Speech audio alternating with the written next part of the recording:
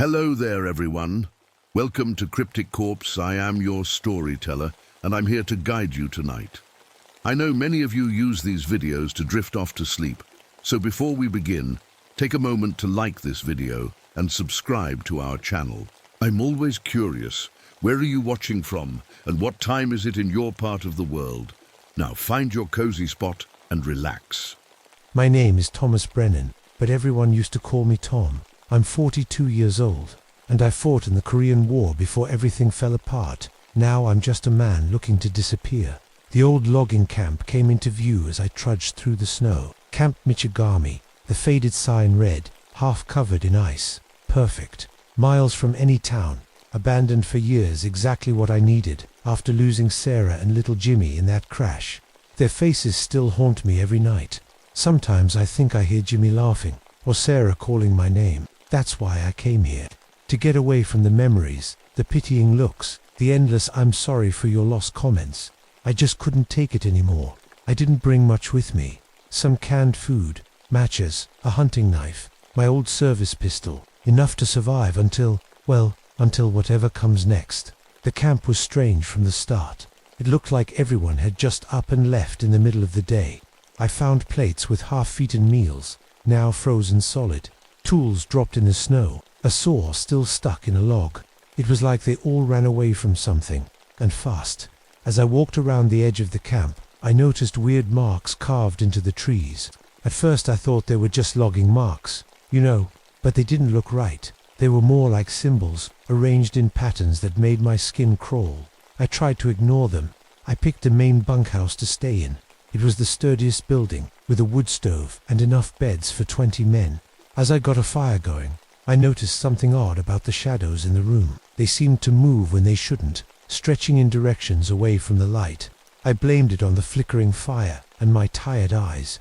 That first night, I woke up suddenly around 3 a.m. Something was outside my window, heavy breathing, like a large animal, but different somehow.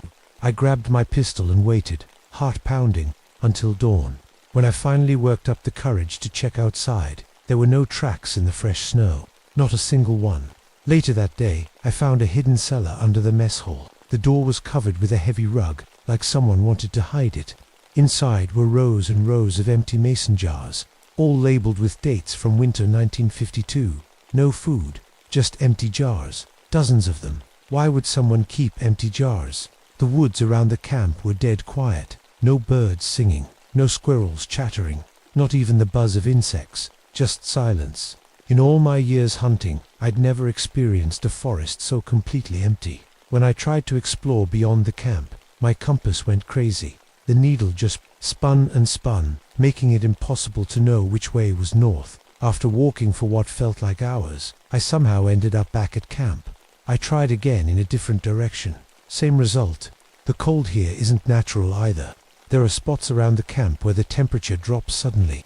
You can be walking in sunshine, then step into a pocket of air so cold it burns your lungs and frosts your beard instantly. These cold spots move around like they're following something or someone.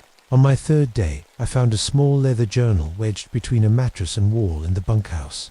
The handwriting was shaky, desperate. It talked about the year, of endless winter and something called the shadow between seasons that needed feeding. The last entry just said, "It's watching us eat. It's learning what hunger means to men." I should have left right then. Should have packed up and walked in any direction until I found my way out. Compass be damned. But I didn't, and now I don't think it would let me leave anyway. I woke up on my fourth day to find something disturbing. Huge claw marks ran down several trees near the camp, deep enough to expose the pale wood beneath. They were too high up for any normal animal to reach, at least 8 feet off the ground. Beowulf. Nothing made sense. That same day, I discovered my food cache had been raided.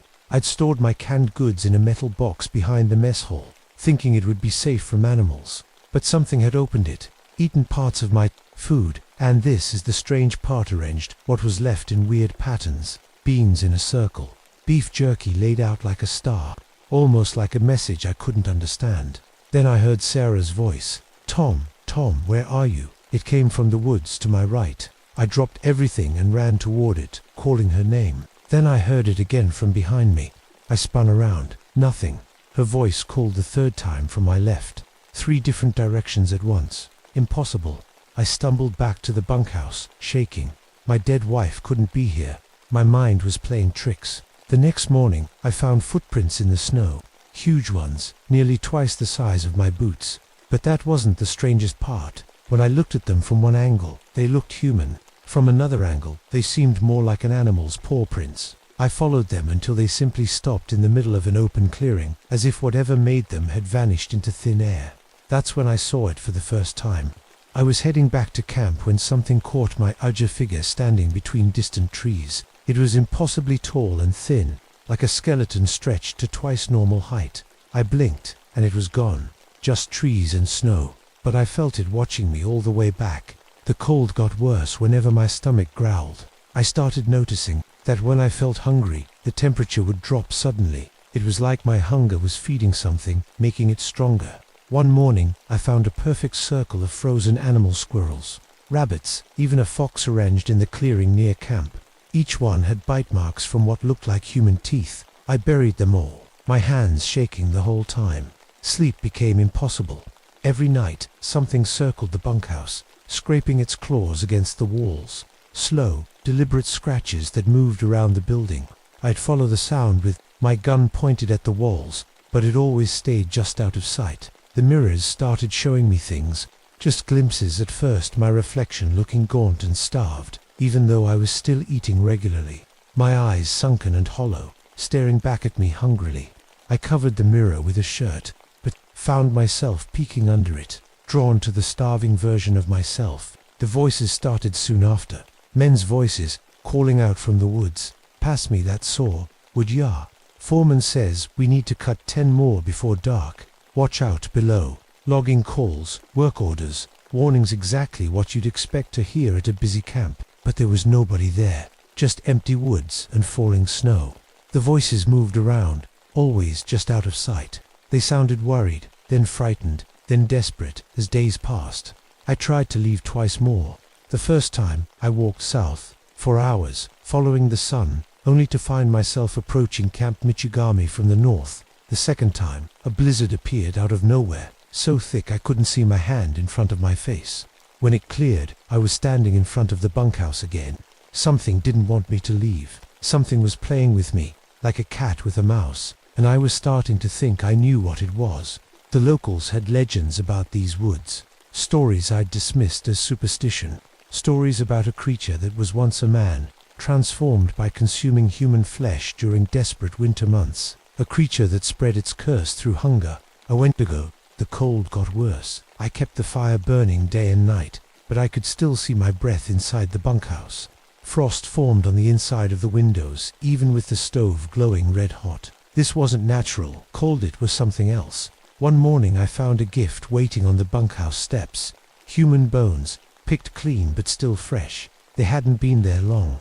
I buried them quickly, trying not to think about who they might have belonged to. The next day, more appeared, and more the day after, always arranged in neat patterns, like someone setting a dinner table. I started sleeping in short bursts, afraid to close my eyes for too long. One night, I dozed off for what felt like minutes. When I woke up, the entire camp had changed. Buildings that were on the right side of the clearing were now on the left. The mess hall was behind the bunkhouse instead of in front. It was impossible, but I wasn't dreaming. Food became a nightmare. Everything I tried to eat tasted like rot and ashes in my mouth. Canned peaches turned to mold on my tongue. Beef jerky felt like chewing leather straps.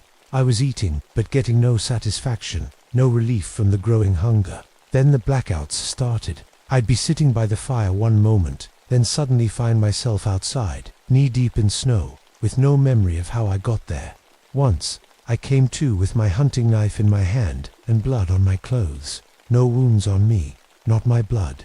There were raw scraps of meat in my pockets that I didn't remember catching or cutting. I avoided the few remaining mirrors, but sometimes I'd catch my reflection in a window or a frozen puddle. What looked back wasn't me anymore. My face was changing, becoming gaunt, my eyes sinking into my skull, my teeth looking sharper somehow. The worst were the snowstorms. They'd come from nowhere, walls of white so thick I couldn't see 2 feet ahead. During these storms, the thing would circle the bunkhouse, pounding on the walls with enough force to make the whole building shake. Each hit seemed to test a different spot, looking for weakness. During one storm, a window shattered inward. I barely got it boarded up before the thing could get inside. The temperature inside the bunkhouse began to change wildly. One corner would be freezing, with ice forming on the walls, while another would be so hot it felt like standing next to an open furnace. These hot and cold spots moved around, never staying in one place for more than a few minutes. It was like the building was alive, breathing hot and cold. My hunger grew worse each day. I found myself staring at the raw meat in my traps with a desire that scared me. Once, I caught myself about to take a bite of a freshly killed rabbit, fur and all. I threw it away, horrified, but part of me, a growing part, regretted wasting the food. The thing started showing me things at night. Not dreams, more like visions. I'd see myself driving the car the day of the accident, but in these visions, I wasn't injured. Instead, I was pulling Sarah and Jimmy from the wreckage, not to save them, but to ... No, I couldn't have done that. I wouldn't. The hospital records showed they died on impact. I was unconscious until the ambulance came. These were false memories, planted by the thing in the woods. It was trying to break me, to make me believe I'd already crossed a line I could never cross. I started talking to myself, then to the walls, then to the thing outside. Sometimes it answered, using different voices. Sarah's voice, Jimmy's, the voices of men I'd never met, but somehow knew were the loggers who'd disappeared in '52. Join us, Tom. We're so hungry, Tom. It doesn't hurt for long. Tom. One night, I found myself standing in front of the cellar door, under the mess hall. I didn't remember walking there. The door was open, and I was staring down into the darkness. Something was moving down there, something huge. I slammed the door shut and ran back to the bunkhouse. But I knew then that there was nowhere in camp I could hide. No lock would keep it out. No fire would keep it at bay. It was playing with me, wearing me down, and it was working. My own body was betraying me. I'd lost so much weight that my clothes hung off me like rags. My skin had turned pale and almost see-through, like I could see the veins and bones underneath. My hunger was a living thing now, a constant scream in my head that wouldn't let me rest. And still the thing watched from the woods, growing stronger. As I grew weaker, waiting for me to break, I found the truth in the foreman's office. The building was small, half collapsed under snow, but a metal filing cabinet had kept its secrets dry. Inside was a report to the company headquarters. Never sent. Had explained everything.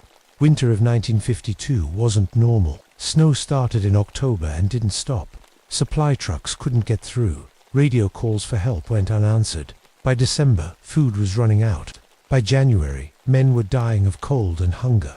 That's when the foreman, a man named Erickson, made a terrible choice.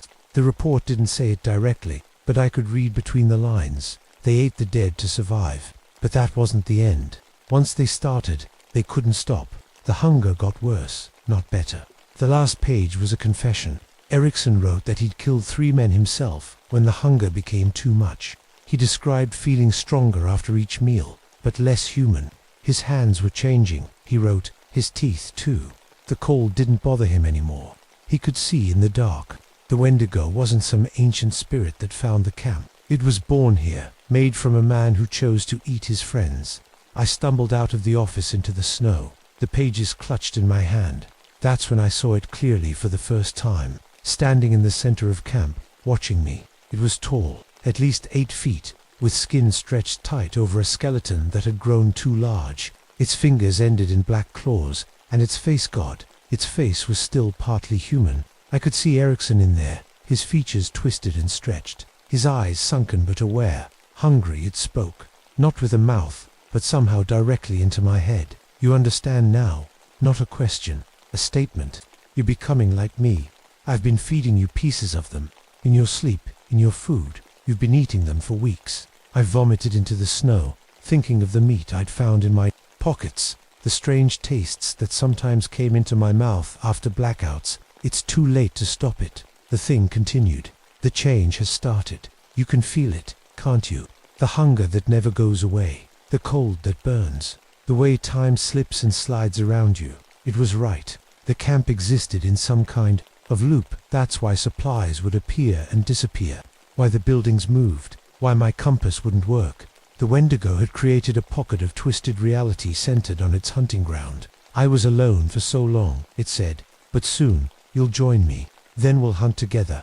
It showed me visions of endless winter spreading out from Camp Michigami, snow-burying towns, people trapped in their homes as food ran out, us moving among them, no longer bound to these woods. I ran back to the bunkhouse, but when I reached for the door, my hand passed right through it. I tried again. Solid. The Wendigo laughed from the woods. The camp is part of me now. It changes as I wish. I realized then that every path I took led back here because this place wasn't real anymore, at least not in the normal way. It was a trap, a web, with the Wendigo at its center. That night, as I huddled by the fire, I heard strange sounds from outside. Not English, not any language I knew, but somehow I understood it. The Wendigo was calling to others of its kind. Worse, I could answer. The sounds came naturally to my throat. The next day, I saw not one but 3 tall figures at the edge of the woods. The Wendigo could be in multiple places at once. Or maybe the thought chilled me, these were other people it had transformed over the years. Other campers, hikers, lost souls who'd found Camp Michigami. My skin had turned grayish-white. I could stand in snowdrifts without feeling cold. When I accidentally cut my hand, the wound froze over instead of bleeding. The Wendigo appeared. To me that night, inside the bunkhouse, though the doors and windows were still locked. You have a choice, it said. Die of starvation, fighting what you've become, or accept my gift. It pointed to the cellar under the mess hall. The meat is still there, preserved in the cold. The loggers, waiting.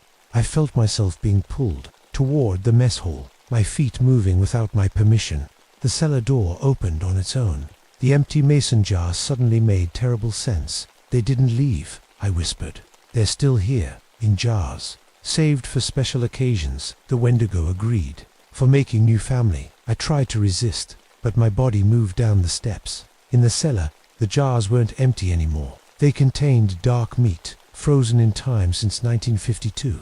As I reached for them, memories flooded my mind, but not my memories. I saw through Ericsson's eyes as he killed his friends, through other victims as they transformed. I was experiencing everything the Wendigo had ever done, everyone it had ever been. Your family died because I chose you, it told me. I caused the ice on the road, the truck that hit you. I've been waiting for you, Thomas Brennan, someone lonely enough, broken enough. With shaking hands, I opened a jar. The smell hit me, not rot, but something delicious that made my mouth water. This was the moment, my last chance to resist. I'd like to say I fought it, that my humanity won out. But the hunger was too strong. The meat was sweet and rich. As I swallowed, the bunkhouse around me grew colder than ever before. Ice crackled up the walls. Snow began falling inside the room. My last human thought was to burn it all down. I knocked over the stove, spilled kerosene from my lamp. The flames caught quickly, but they burned blue and cold. Ice forming instead of ash. I watched my hands change, bones lengthening, skin stretching, nails hardening into claws. In the frozen reflection of a window, my face elongated, teeth pushing forward into a permanent hungry grin. Outside, a blizzard raged, burying Camp Michigami under 20 feet of snow in minutes. But I could move through it easily now. The cold was part of me. I wasn't just Thomas Brennan anymore. I was everyone the Wendigo had ever consumed. Every memory, every skill, including how to leave these woods, how to find roads, how to reach towns where people lived alone, isolated, vulnerable. As I stood at the edge of camp, the other Wendigo forms merged with mine. We were one creature, now, with many bodies, and we were so hungry. The winter of 1967 was about to become the longest winter Michigan had ever known. And somewhere out there, someone else was waiting. Someone lonely. Someone who would become the next carrier of the hunger that follows. My name is Rebecca Hamilton, but everyone calls me Becca. I'm a 28-year-old investigative journalist who's always been drawn to stories others are afraid to tell. That's what brought me to Hollow Creek, a ghost town nestled deep in the West Virginia mountains that nobody wants to talk about. I first heard about the mining disaster that happened here in 1963 from an old newspaper clipping. 47 miners died that day, but something about the story didn't add up. The mine was shut down immediately. The whole town was evacuated within weeks, and all the company records were locked away by the government. Why all the secrecy for what was supposed to be a simple cabin? As I drove into Hollow Creek, the first thing that hit me was how perfectly preserved everything was. It was like stepping back in time to the 1960s, abandoned houses with dishes still on tables, the school with papers still pinned to bulletin boards, cars parked in driveways as if their owners might return any minute. The town wasn't just abandoned, it was frozen. You shouldn't be here. Miss, the sheriff from the nearest town had warned me when I stopped for gas. Those mine shafts are unstable. There's toxic gas leaking all over the place. But my testing equipment showed no sign of gas, and the buildings looked solid enough. Someone was lying, and I intended to find out why. I set up my camp in the abandoned school, figuring the brick building would offer better protection from the elements than the wooden houses. As night fell, I heard it for the first time, howling from the mountains. Not random wolf cries, but something organized, almost like signals passing back and forth, too smart to be natural wolves. That first night, I barely slept. The howls moved around the town, circling closer and closer to the school. When morning came, I found massive paw prints in the dirt surrounding the building. They looked like wolf tracks, but wrong somehow. The heel and toe structures had human-like features. Whatever made those prints had walked around my building all night, checking every door and window. The next day, I started interviewing people from neighboring towns. Most refused to talk, but one old man who'd lost his brother in the disaster finally opened up after I bought him a few drinks. "The last radio message from down there," he whispered, leaning close. "My brother said, something's hunting us down here. It's not human." Then the line went dead. His hands shook as he pushed his glass away. Military came in right after, not just company men or rescue teams. Army trucks, men in special suits, equipment for detecting radiation. They sealed everything up tight and told us all to forget what we'd heard. Back at the town, I found evidence supporting his story. Heavy tire tracks from military vehicles were still visible in the hardened mud behind the company office, and the mine entrance itself was sealed with concrete and steel barriers far beyond any normal safety measures, like they were trying to keep something in, not just keep people out. The most unsettling thing was the total absence of wildlife. Birds sang in the trees, no squirrels darted through the abandoned yards, not even insects buzzed in the tall grass. It was as if every living creature knew to stay away from Hollow Creek. That night, as I huddled in my sleeping bag, I wrote in my journal, "There's something wrong with this place." The official story about a mining accident doesn't explain the extreme measures taken afterward. It doesn't explain why they evacuated an entire town in such a hurry. And it certainly doesn't explain what's leaving those tracks around my camp every night. I closed my journal and turned off my flashlight. In the darkness, I could hear it again, the howling, closer now, almost like it knew I was listening. And for the first time, I wondered if coming to Hollow Creek alone had been a terrible mistake. I woke up to the sound of something scraping against the school's outer wall. The moon was bright enough for me to see the time on my watch, 2:14 a.m. I froze in my sleeping bag, barely breathing. That's when I saw it for the first time, a huge shadow moving between the houses across the street. It was shaped like a wolf, but no wolf is that big. It stood as tall as a doorway, moving with a strange grace that made my skin crawl. 1 second it was there, the next it had crossed the entire street faster than anything should be able to move. I stayed hidden until sunrise, too scared to even reach for my camera.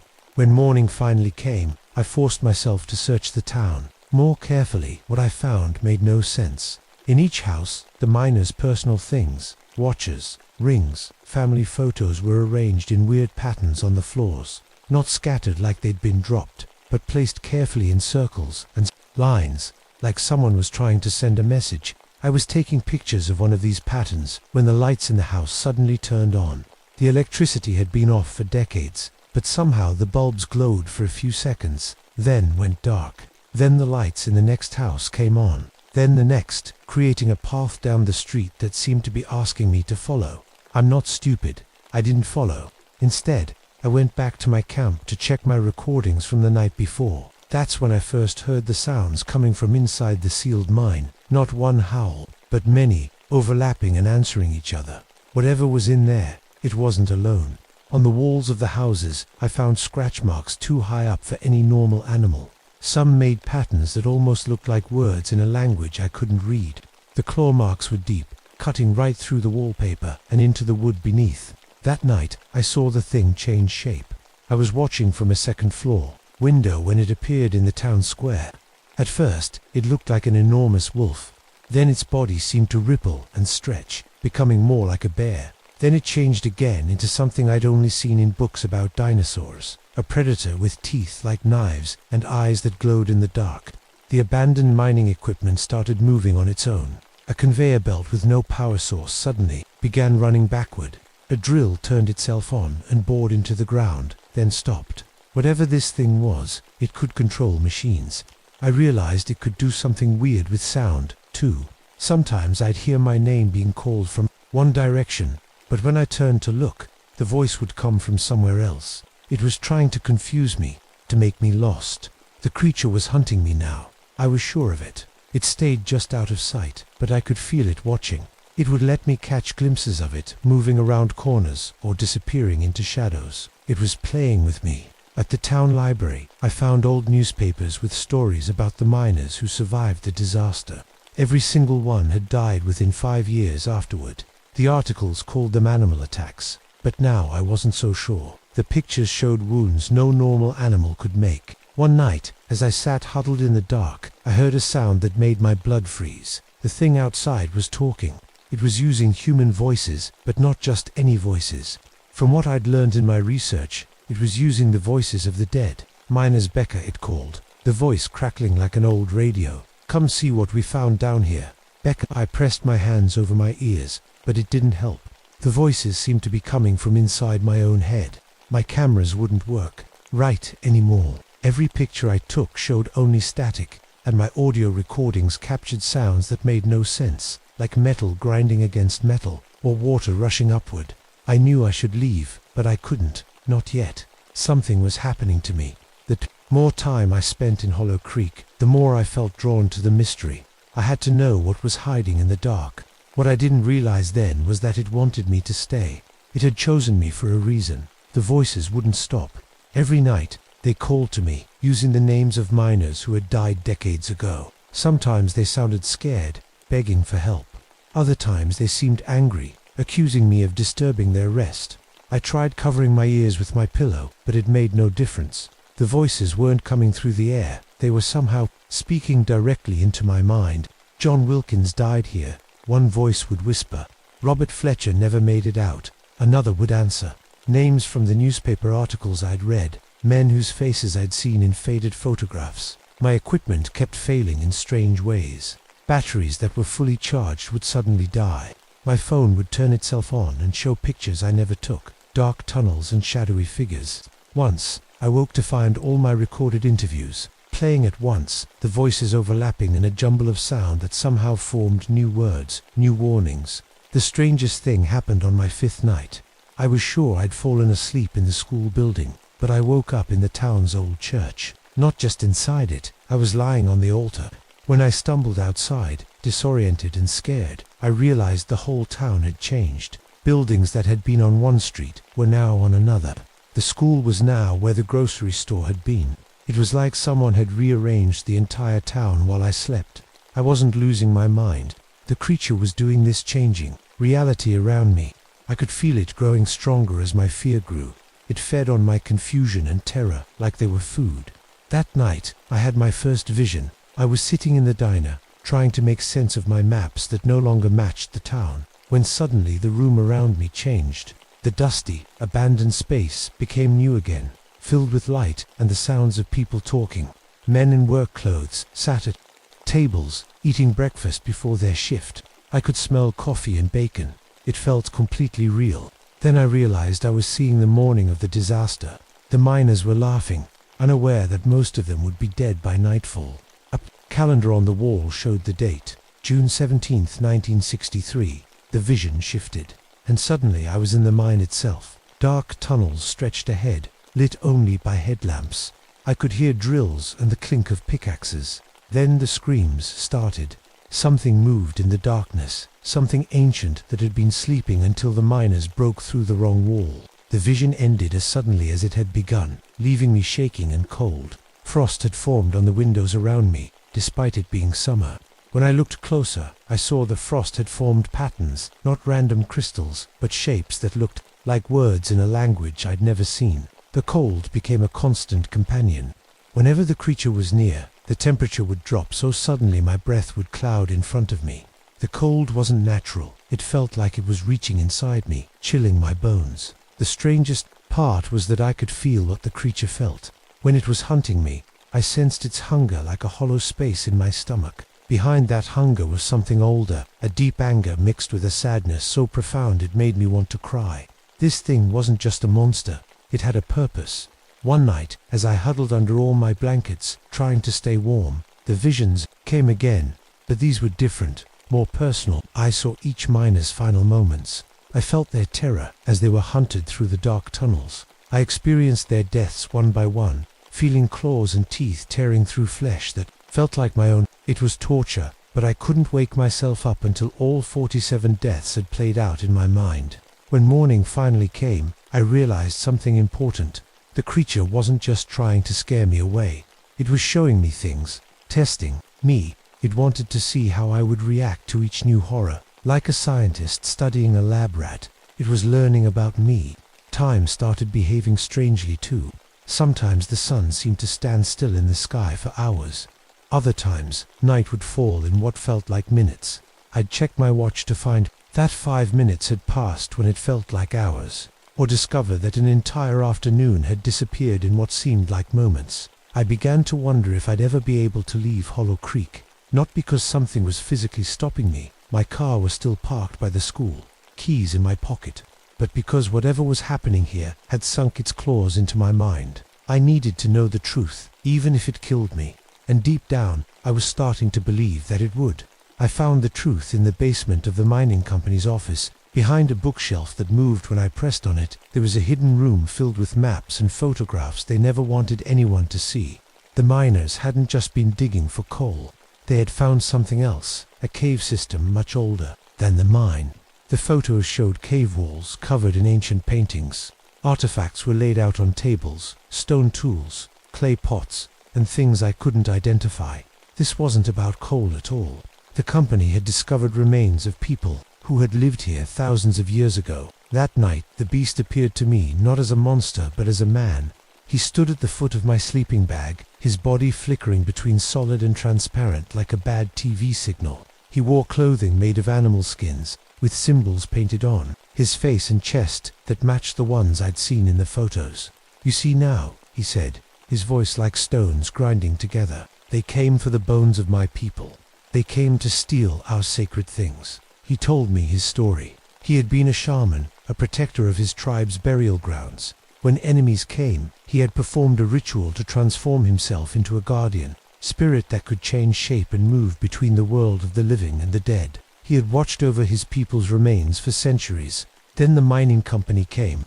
They didn't just want coal, they wanted the ancient artifacts to sell to private collectors. When they broke through into the sacred caves, the beast attacked, to protect what remained of his people. "The men who died," I whispered. "You killed them." "To protect what was sacred," he answered. "Their leaders knew what they were doing. The workers were just tools." The next day, I found old letters in the company president's desk confirming everything. The government hadn't classified the records to hide a mining accident. They'd done it to hide the existence of something they couldn't explain, something that could challenge everything we thought we knew about reality. The beast led me through the town that night, showing me how he could step between our world and somewhere else, a place of shadows where he could watch without being seen. That explained how he could appear and disappear, how he seemed to be everywhere at once. "I've hunted them all," he told me. "Everyone who planned the desecration, all but one." He showed me the cave system beneath the town, leading me through tunnels that opened into a massive cavern. Bones rested in stone niches along the walls, surrounded by the possessions they'd been buried with. This was what he protected, his people's final resting place. "Why show me this?" I asked. "Why not just kill me like the others?" "Because you were meant to come here," he said. "I called to you." That's when I learned the most disturbing truth of all. My investigation hadn't been my idea. The beast had reached out across miles, planting the seed of curiosity in my mind, drawing me to Hollow Creek because he needed me. "There is one more who must be found," he explained. The man who first discovered this place and sold the information. The man whose family has profited from our suffering for generations. He showed me an old photograph, and my blood ran cold. The man in the picture looked exactly like my grandfather. Further documents revealed the awful truth. My grandfather had been the geologist who first found the caves. He'd mapped them secretly, then sold the information to the mining company. My family's comfortable life had been built on the desecration of sacred ground. You have a choice, the beast told me. Help me finish what I started, or join the others I've taken. He explained that when he killed, he didn't just take lives, he absorbed his victims' knowledge and memories. That's how he could speak it. Their voices, how he knew so much about the modern world, despite being centuries old. I can give you power, he said. I can show you how to move between worlds, how to change your shape. Together we can protect all sacred places from those who would destroy them for profit. I thought about everything I'd seen and learned. The company had committed terrible crimes. They'd disturbed sacred ground, then covered up the deaths of their workers. My own family was implicated in this evil. Yet the beast was a murderer who had killed innocent men along with the guilty. His justice was brutal and complete, without mercy or distinction. But then he showed me one last vision, himself merging his mind with mine. In that moment, I felt the full weight of his centuries of watching, protecting, mourning. I understood his pain and his purpose. If I refused him, the cycle would continue. Others would come, drawn by rumors and mysteries. More would die. But if I accepted, I could use my skills as a journalist to expose these kinds of crimes before they happened. I could protect sacred sites without bloodshed. I'll help you, I said finally, but we do it my way. No more killing of innocent people. We use the truth as our weapon. The beast nodded slowly, his form shifting between man and wolf and shadow. 3 weeks later, I emerged from Hollow Creek with the story of my career, an expose of corporate greed and government cover-ups that won awards and launched investigations. I never mentioned the beast or the true nature of what happened in the mine. Some truths are too dangerous to share. But I wasn't the same Becker who had driven into that ghost town. Now I feel him inside me sometimes, a presence that guides me. 2 stories others can't find. I see things others can't see. And sometimes, when I'm alone in the dark, I hear distant howling, a reminder of the pact I made. I protect the forgotten and the sacred now. And sometimes, when justice requires it, I become something else. Something with sharp teeth and ancient eyes, something that hunts through the shadows of a world that has forgotten how to fear the dark. The beast of Hollow Creek isn't gone. It lives in me, and through me. It continues its endless vigil. My name is Michael Thornbury. Most people call me Mike. I'm 39 years old, and I'm a psychiatrist. Or at least I was, until 3 months ago. I needed to get away, to think, to breathe.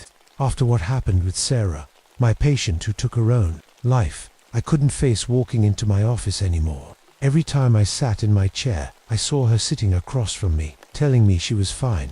I should have known better. I should have seen the signs. That's my job, isn't it? To see what people are hiding, even from themselves. So here I am, driving up a winding mountain road in Oregon, headed to my uncle's old cabin. I barely knew Uncle Robert, but he left me this place when he died 5 years ago.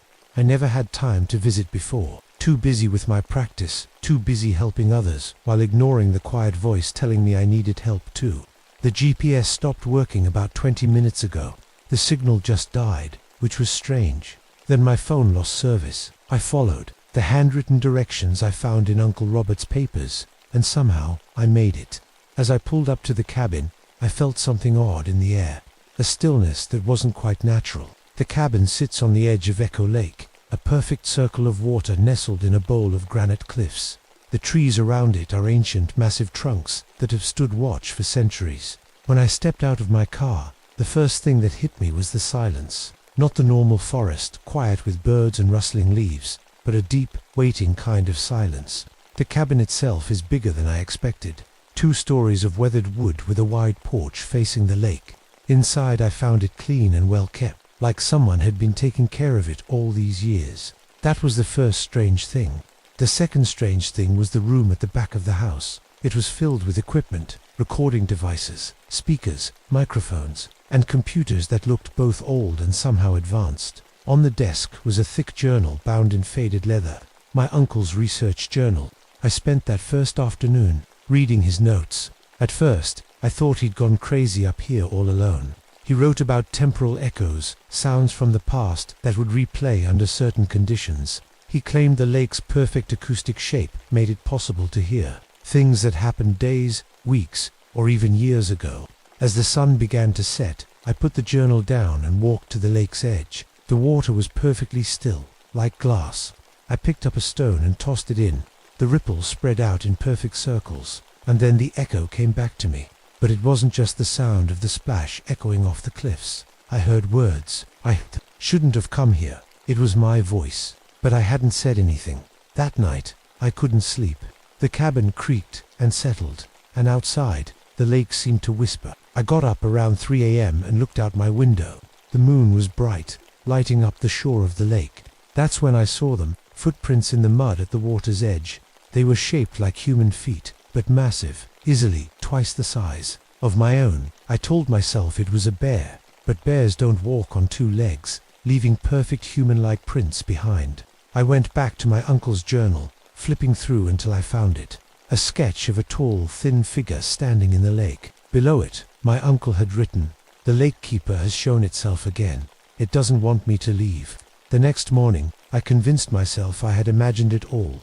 Stress and guilt can do strange things to your mind. I should know. I've treated enough patients suffering from both sides. Decided to take pictures of the lake. The morning light was beautiful, and I thought it might calm my nerves. But when I looked at the photos on my camera, they showed something impossible.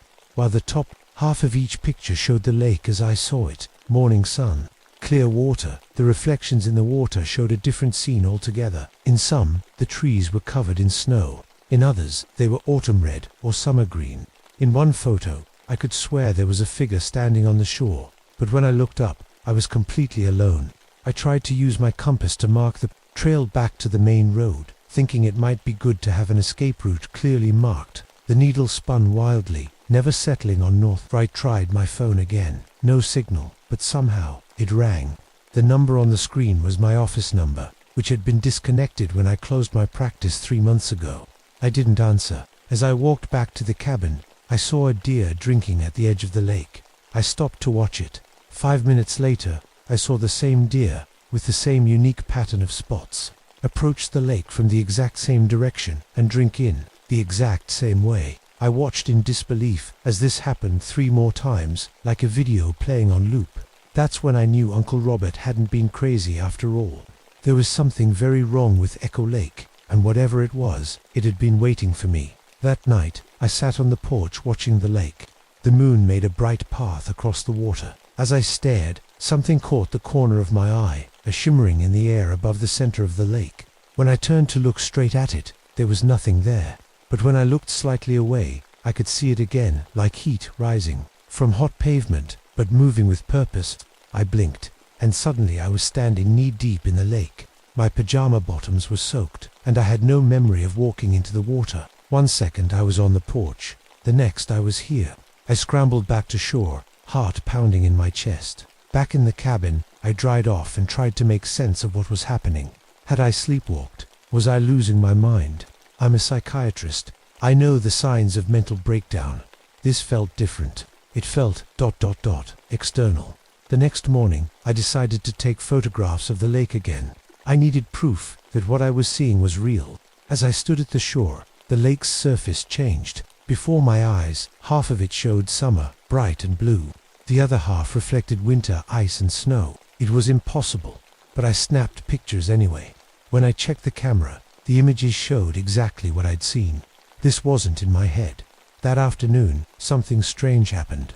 I heard my own voice coming from the lake. Checked the loose floorboard under the desk. Tonight, before midnight, I hadn't spoken those words. Not yet, anyway. I waited until evening, my nerves stretched tight. At 11:45 p.m., I went to my uncle's study and knelt by the desk. Sure enough, one floorboard moved when I pressed on it. Underneath was a small box, containing an old tape recorder and a stack of tapes labeled with dates going back 30 years. I put in the most recent tape and pressed play. "Mike, if you're listening to this, then it's already begun." It was my uncle's voice, tired and scared. "The Guardian has chosen you next." It's not a coincidence you came here. It pulled you in, just like it pulled me in all those years ago. The lake exists in many times at once. The creature that lives here, what I call the lake keeper, it guards the doorways between those times. I felt cold all over. How did he know I would come?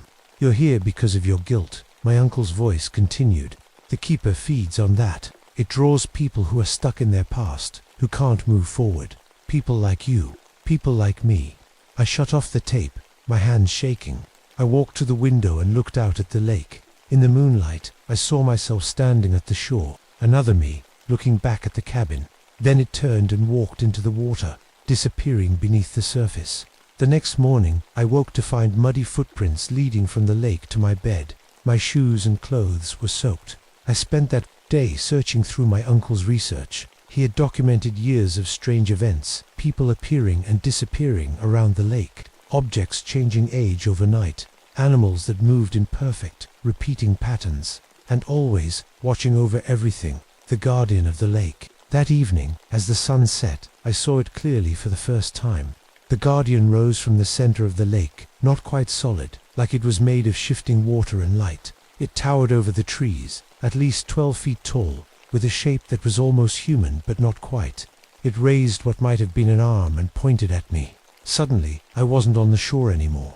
I was back in my office in Portland, sitting across from Sarah during our last session before she took her life. I could see her clearly, the fake smile, the two bright eyes, the way her hands couldn't stay still, all the signs I had missed. You could have saved me, she said, but those weren't the words she had spoken that day. Then I was back at the lake, on my knees in the mud, tears streaming down my face. The guardian showed me another vision, Sarah, alive, laughing with friends, me, calling her for a follow-up appointment I never made in real life, her, answering, admitting she needed help, a timeline where I had saved her. Stop it, I shouted at the lake. That's not what happened. The thing in the lake seemed to grow larger. I felt it searching through my memories, pulling them apart and putting them back together wrong. I started to remember things that never happened, growing up in a different house, choosing a different career, meeting Sarah under different circumstances. That night, I found more tapes. My uncle explained that the lake doesn't just reflect light, it reflects time itself. Its depth changes because it's connected to different periods at once. The guardian maintains these connections, keeping them from collapsing. The lake chose me, my uncle's voice explained, just like it chose you. We're meant to help maintain the balance. I didn't want to believe him, but as I looked at my reflection in the bathroom mirror, I saw my face shifting, sometimes younger, sometimes older, sometimes with different eyes or hair or expressions, parts of me from different timelines bleeding through. The guardian was showing me what I could become, a being that exists across multiple times at once. It was offering me a terrible kind of power, and deep down, a part of me wanted it. I woke up the next morning to the sound of my alarm. I got dressed, made coffee, and walked out to the porch to watch the sunrise over Echo Lake. Everything felt normal to normal. Then I noticed something odd.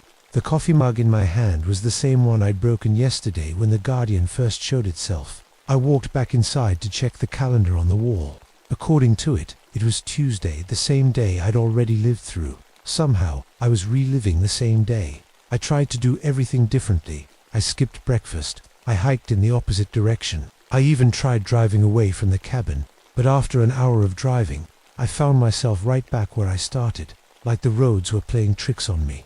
As the sun set, exactly like it had yesterday, the guardian rose from the lake again. This time, it showed me Sarah's death, but not the way it had really happened. This time, she was on a bridge, ready to jump.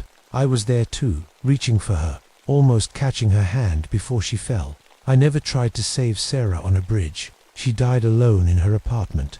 The guardian was making things up, changing the story. Then it showed me another version. Sarah with pills. Sarah with a gun. Sarah drowning. Each time I was there, just a moment too late to help her. The guardian kept creating new versions of the worst day of my life, forcing me to watch them over and over. I felt myself breaking under the weight of all that guilt. My vision blurred, and I fell to my knees by the lake. "Why are you doing this to me?" I screamed at the water. The lake's surface rippled, and I heard my uncle's voice. It feeds on regret, on what-ifs and if-onlys. The more you blame yourself, the stronger it gets. I realized the Guardian wasn't just torturing me.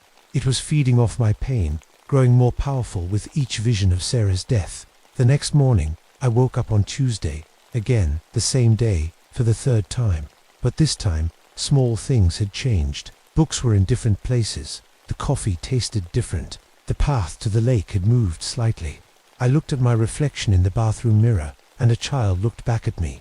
I blinked, and it was an old man with my eyes. Another blink, and it was me again, but with a scar I'd never had. The Guardian was playing with time, showing me versions of myself from paths I hadn't taken. I saw myself as a surgeon instead of a psychiatrist, as a teacher, as a father with children I'd never had. These could all be real. I heard the lake whisper, all these lives exist somewhere. Time branches like a tree, and you're just one leaf on one branch. That day, I tried to focus, to hold on to what was real.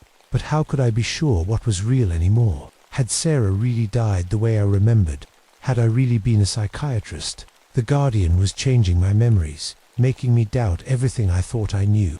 I found myself sitting at the lake's edge as the sun set, watching my reflection shift and change. Sometimes I was alone. Sometimes there were people with me, my parents, old friends, lovers I'd never met. The Guardian was showing me all the connections I could have had, all the people who might have been part of my life. Stop it, I whispered. These aren't real. They're as real as you are. The lake replied, just in different times, different places. That night, I had a strange dream. I was the lake, feeling time flow through me like water. I could see hundreds of different timelines spreading out in all directions. In some, I was happy. In others, broken. In others, I never existed at all. When I woke up, I wasn't alone in my mind anymore. I could feel my uncle's thoughts mixing with mine, his memories becoming mine. I remembered building the equipment in the study, recording the lake's sounds for decades, watching the Guardian grow stronger. You're becoming part of it, I heard myself say, but it was my uncle's voice coming from my mouth. Just like I did, just like everyone who stays here too long does. I fought against it, trying to keep my identity separate, but it was like holding back the tide. The Guardian was merging us together, creating something new from our combined consciousness. That Die Still Tuesday, always Tuesday, I tried one last desperate thing. I gathered all my uncle's research, all his recordings, and tried to burn them, but the matches wouldn't light. The paper wouldn't tear. Time itself seemed to protect these objects. As night fell, the Guardian rose again from the lake. But this time, instead of showing me Sarah's death, it showed me something else. The consequences of what would happen if the lake's power went unchecked. I saw time fracturing, reality breaking down. I saw the forest around the lake aging and dying, and being reborn all at once. I saw people caught in endless loops, living the same moments forever. The lake needs a keeper, the Guardian told me. It needs someone to maintain the balance. And suddenly, with terrible clarity, I understood what my uncle had been trying to tell me all along. The Guardian wasn't just some monster haunting the lake. It was my uncle, and now it wanted me to take his place. The next morning, I woke up and it was Wednesday. The loop had broken. Something had changed. I went straight to the lake, drawn there by a pull I couldn't resist. The water was completely still, like polished glass. My reflection looked normal for once, but the sky reflected in the water showed stars, even though it was morning. "What are you?" I asked the lake. The water rippled, and the Guardian rose up. Not as tall or frightening as before, but clearer now, more defined. I could see my uncle's features in its face, along with others I didn't recognize, people who had come to the lake before him. "I am the keeper of time," it said, not with words but directly into my mind. "This lake is a meeting place of many times, many possibilities. Without someone to guard it, reality would tear itself apart." The Guardian showed me the truth about the lake. It was a natural anomaly, a place where the fabric of time had worn thin. The perfect acoustic bowl of the surrounding mountains somehow amplified this effect, creating a spot where different timelines could touch and even cross. "Your uncle understood," the Guardian said. "He came here by chance, but stayed by choice, just as you have." "I didn't choose to come here," I argued. The Guardian's form rippled. "Didn't you? After Sarah died, you could have gone anywhere, but something drew you here specifically." I realized it was right. Out of all the places I could have gone to escape my guilt, I'd chosen this remote cabin I'd never visited before. It was your guilt, the Guardian continued. The same guilt that drew your uncle after his own failure. The lake called to those who were stuck between what was and what could have been. Those who cannot move forward in their own timeline. The Guardian showed me Sarah's death again. But this time, I saw something I hadn't before. In every timeline, across every possibility, Sarah died. There was no version where I saved her. It was always going to happen. You blame yourself for something that was inevitable, the Guardian said. Your guilt created a tear in your timeline, a wound that never healed. That's what drew you here. I felt something break inside me, not in a painful way, but like a dam giving way to relief. If Sarah's death was truly inevitable, then the weight I'd been carrying wasn't mine to bear. Your uncle came to understand this too. The Guardian said he realized that his greatest regret was also fixed across all timelines, and once he accepted that, he was ready to become something more. The Guardian showed me my uncle's transformation, how he gradually merged with the lake's consciousness, becoming part of the system that maintained the balance between time. He hadn't died 5 years ago, he had evolved. And now it's your turn, the Guardian said. The lake needs a new keeper. Your uncle has been holding on, waiting for you, but he can't maintain the balance much longer. I looked around at the perfect circle of water, the ancient trees, the cabin that had been waiting for me. What happens if I say no? In answer, the Guardian showed me what would happen without a keeper. The timelines around the lake would collapse into each other. Reality would fracture. The damage would spread outward like ripples, affecting everything for miles around. What about my life? I asked. What about my patience? You closed your practice, the Guardian reminded me. You cut your ties. Part of you already knew what was coming. I realized it was true. Since Sarah's death, I'd been pulling away from my old life, as if preparing for something else.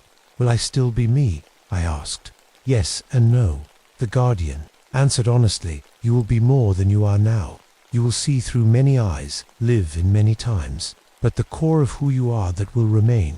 I looked at my reflection in the lake. Behind me, I could see my uncle's face, and others, all the previous keepers, stretching back through time. They were waiting for my answer.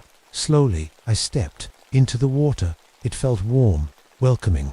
With each step I took, I felt my consciousness expanding. I could see glimpses of other times, other places. I could feel the lake's power flowing into me, changing me. When I reached the center, the Guardian, my uncle, reached out and took my hand. Our forms merged, water and light flowing together. I felt his memories become mine, along with the memories of all the keepers before us. The transformation wasn't painful. It felt like waking up from a dream, like finally seeing the world clearly. My body dissolved into the lake, but my mind expanded beyond it. I could see time flowing around me like water, countless possibilities branching out in every direction. I could see people approaching the lake in different times, lost souls carrying the weight of regret and guilt, just as I had. I understood my purpose now, not just to maintain the balance between timelines, but to help these people find peace, to show them, as I had been shown, that some things are fixed across all timelines, and that holding on to guilt only creates wounds in reality itself. From the shore, I watched as a car pulled up to the cabin. A woman got out, looking tired and sad. She had come here to escape something, just as I had, just as my uncle had. I reached out with my mind and touched hers gently.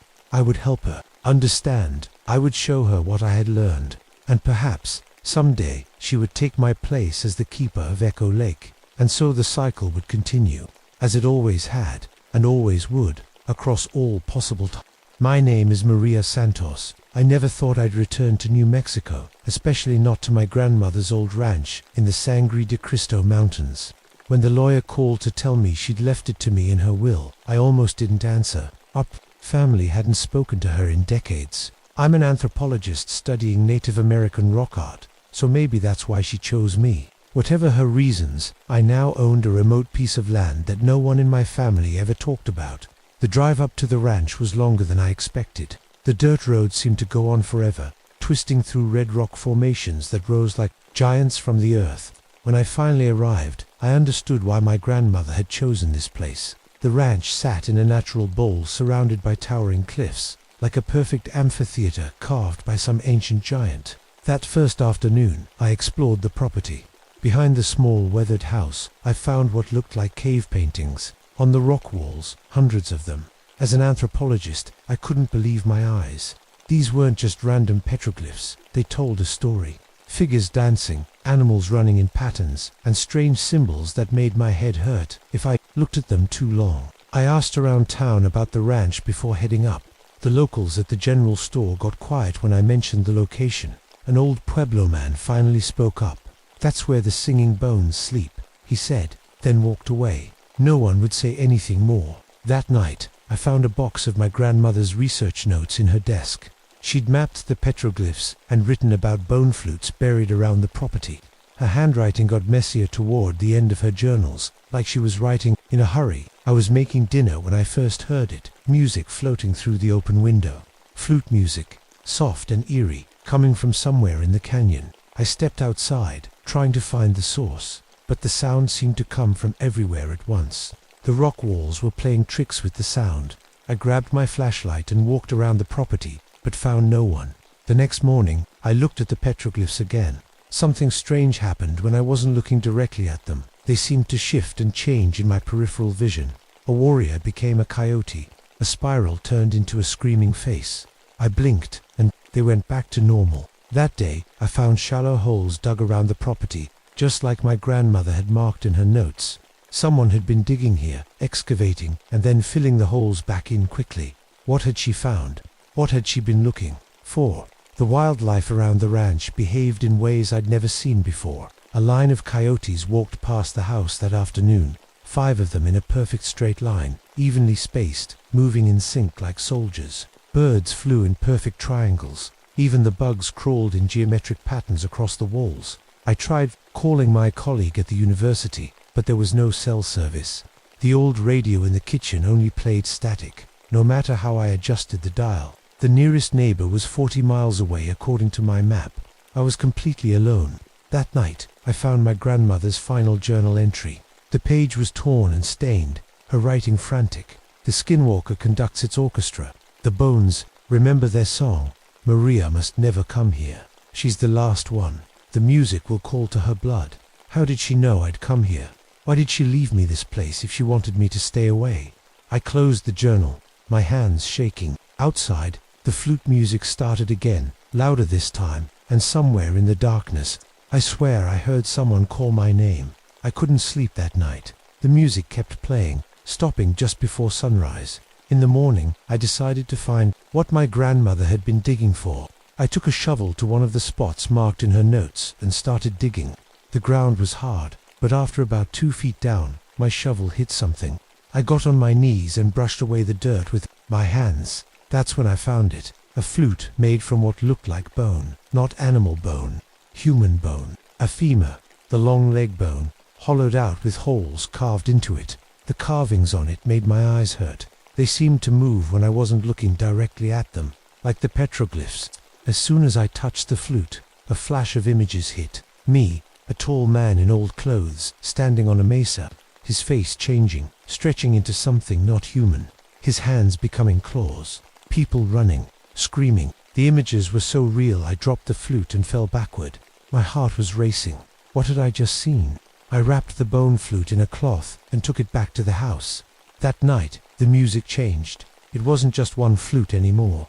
I heard several playing together in a way that didn't seem possible for human musicians. The harmonies were wrong somehow, like they broke the rules of music. I dreamed of people dying. Each death played out like a scene from a movie, but with specific music playing in the background. When I woke up, those same melodies were floating in from outside. Over the next few days, I noticed more strange things. The bones of a dead rabbit I found would vibrate when the wind blew. A deer skull hanging from a tree branch seemed to whistle. It was like everything dead on the ranch was turning into an instrument. I was taking photos of the petroglyphs at sunset when I saw her. A woman standing on the side of the cliff, a completely vertical rock face where no one could possibly stand. She was playing a bone flute, and she looked exactly like the photos I'd seen of my grandmother, but younger. I dropped my camera and ran toward the cliff, but she was gone. When I looked back at the petroglyphs, they were glowing with a faint blue light. The rock carvings weren't just pictures, they were music notes. musical instructions for playing the bone flutes. None of my equipment worked right anymore. My camera showed only static when I tried to photograph the glowing petroglyphs. My recorder picked up nothing but high-pitched noise when I tried to capture the flute music.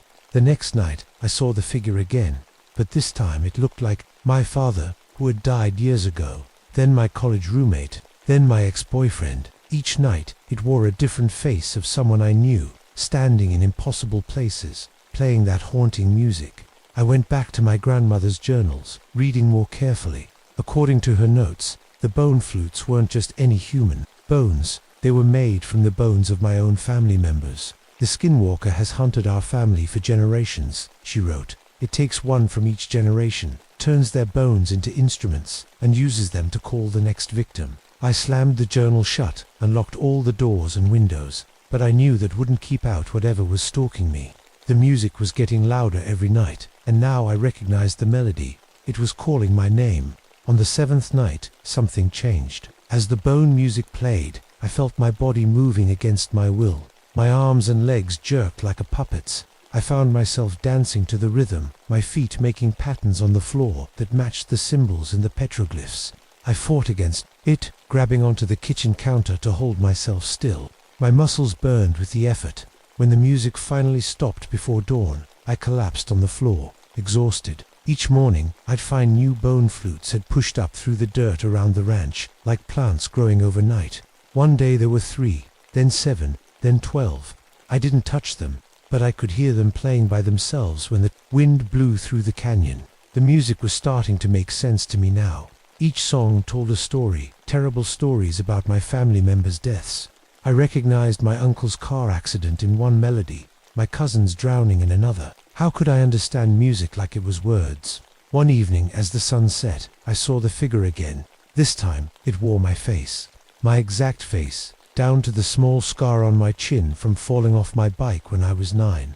It stood on top of the house, playing the largest bone flute yet, staring at me with my own eyes. The message was clear. I was next. The music was everywhere now. The whole valley echoed with it. I wondered if people in town could hear it too, or if it was just for me. That night, I dreamed of my grandmother. She looked tired, older than in any photos I'd seen. I tried to keep it contained, she said in my dream. For decades I performed the rituals, made the sacrifices. But I'm gone now, and it's free again. I'm sorry, Maria. I thought by staying away from the family, I could protect you all. I was wrong. I woke up to find the bone flutes playing by themselves in broad daylight. They floated a few inches off the ground, no one touching them. The skinwalker's power was growing stronger. In my grandmother's study, I found a box of charred bone fragments. Notes beside it explained how family members before her had tried to destroy the flutes by burning them, smashing them, even throwing them into the deepest part of the canyon. But they always came back, regenerating from the smallest pieces, like they were alive. Strange things were happening to the ranch itself. Rocks moved overnight, forming shapes like giant rib cages or spines. The wind followed patterns that matched the music, swirling dust devils that danced in time with the melodies. I read more of my grandmother's notes and finally understood what the skinwalker really wanted. It didn't just kill people, it transformed them. The music was a ritual, turning victims into instruments for its supernatural orchestra. The skinwalker conducts the bone symphony. My grandmother wrote, each new instrument makes the music more powerful. More doors can be opened. What doors? What was this thing trying to do? I found myself humming the melodies without realizing it. When I caught my reflection in a window, I saw my bones glowing faintly beneath my skin, vibrating with the music. The transformation had already begun. I tried to leave once. I packed my bag, got in my car, and drove down the mountain road. But after an hour of driving, I found myself back at the ranch house. I tried again, taking a different turn. Same result. The third time the music grew so loud in my head that I nearly drove off a cliff. The message was clear. This wouldn't let me leave. That night, I felt the bones in my fingers getting hollow, like they were turning into flutes themselves. Time was running out. I had to find a way to stop this, or I'd become just another instrument in the symphony. On the 10th night, the skinwalker showed itself fully. No more wearing faces I recognized. What stood in the center of the yard was something I can barely describe. It shifted constantly, like smoke taking different shapes. Part coyote, part eagle, part human. Pieces of it looked like people I knew, but wrong, twisted. It played a bone flute, made from what looked like a human spine. "Who are you?" I shouted over the music. The thing spoke, its voice like many voices talking at once. "I have been called many names. The Pueblo people who first found me called me the bone singer. Your grandmother called me the conductor. What do you want from me?" "The same thing I wanted from all your family. To join my orchestra." It gestured around, and I realized with horror that the floating bone flutes were all that remained of my ancestors.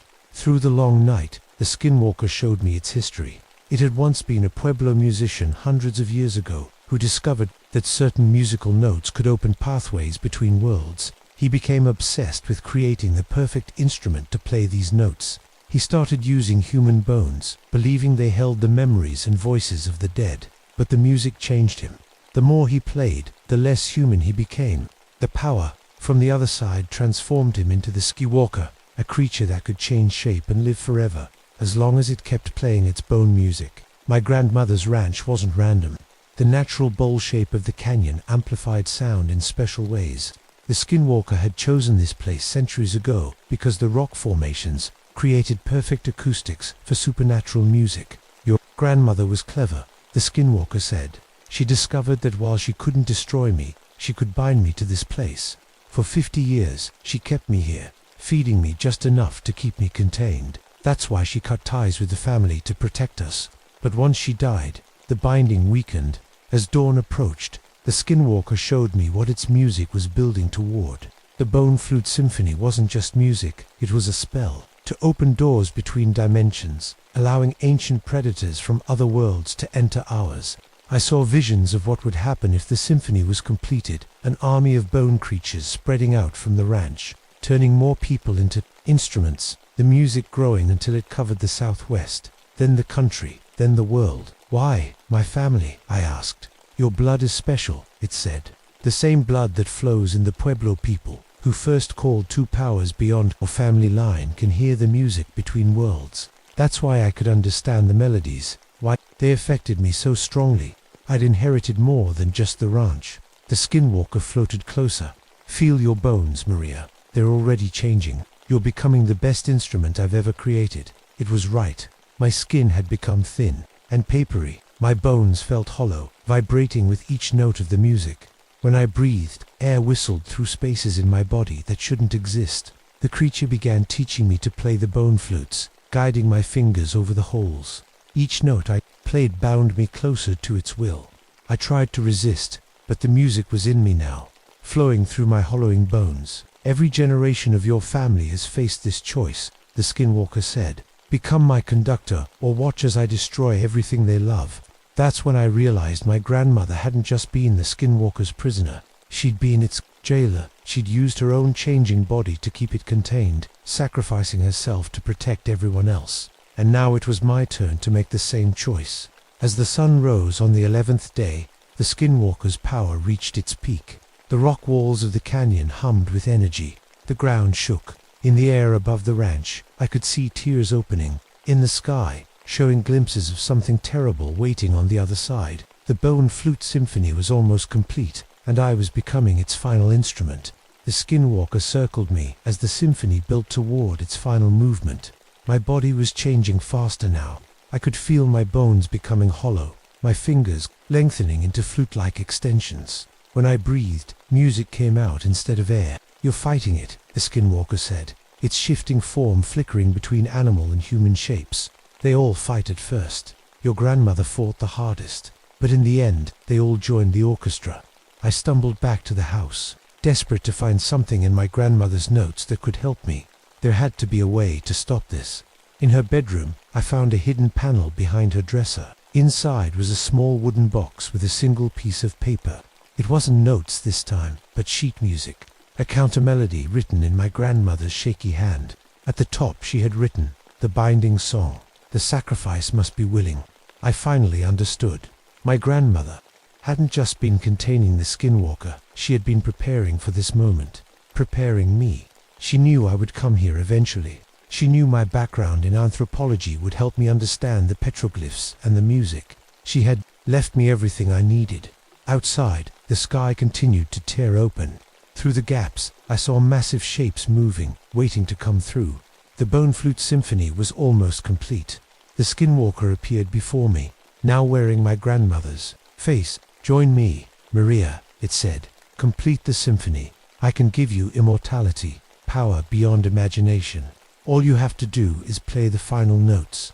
It held out the largest bone flute, carved from what I somehow knew was my grandmother's femur. "Or you can try to stop me," it continued, "like she did, binding us both here for another generation, until the next Santos comes to take your place. An eternity of suffering, watching over me, never leaving this ranch, never living a normal life."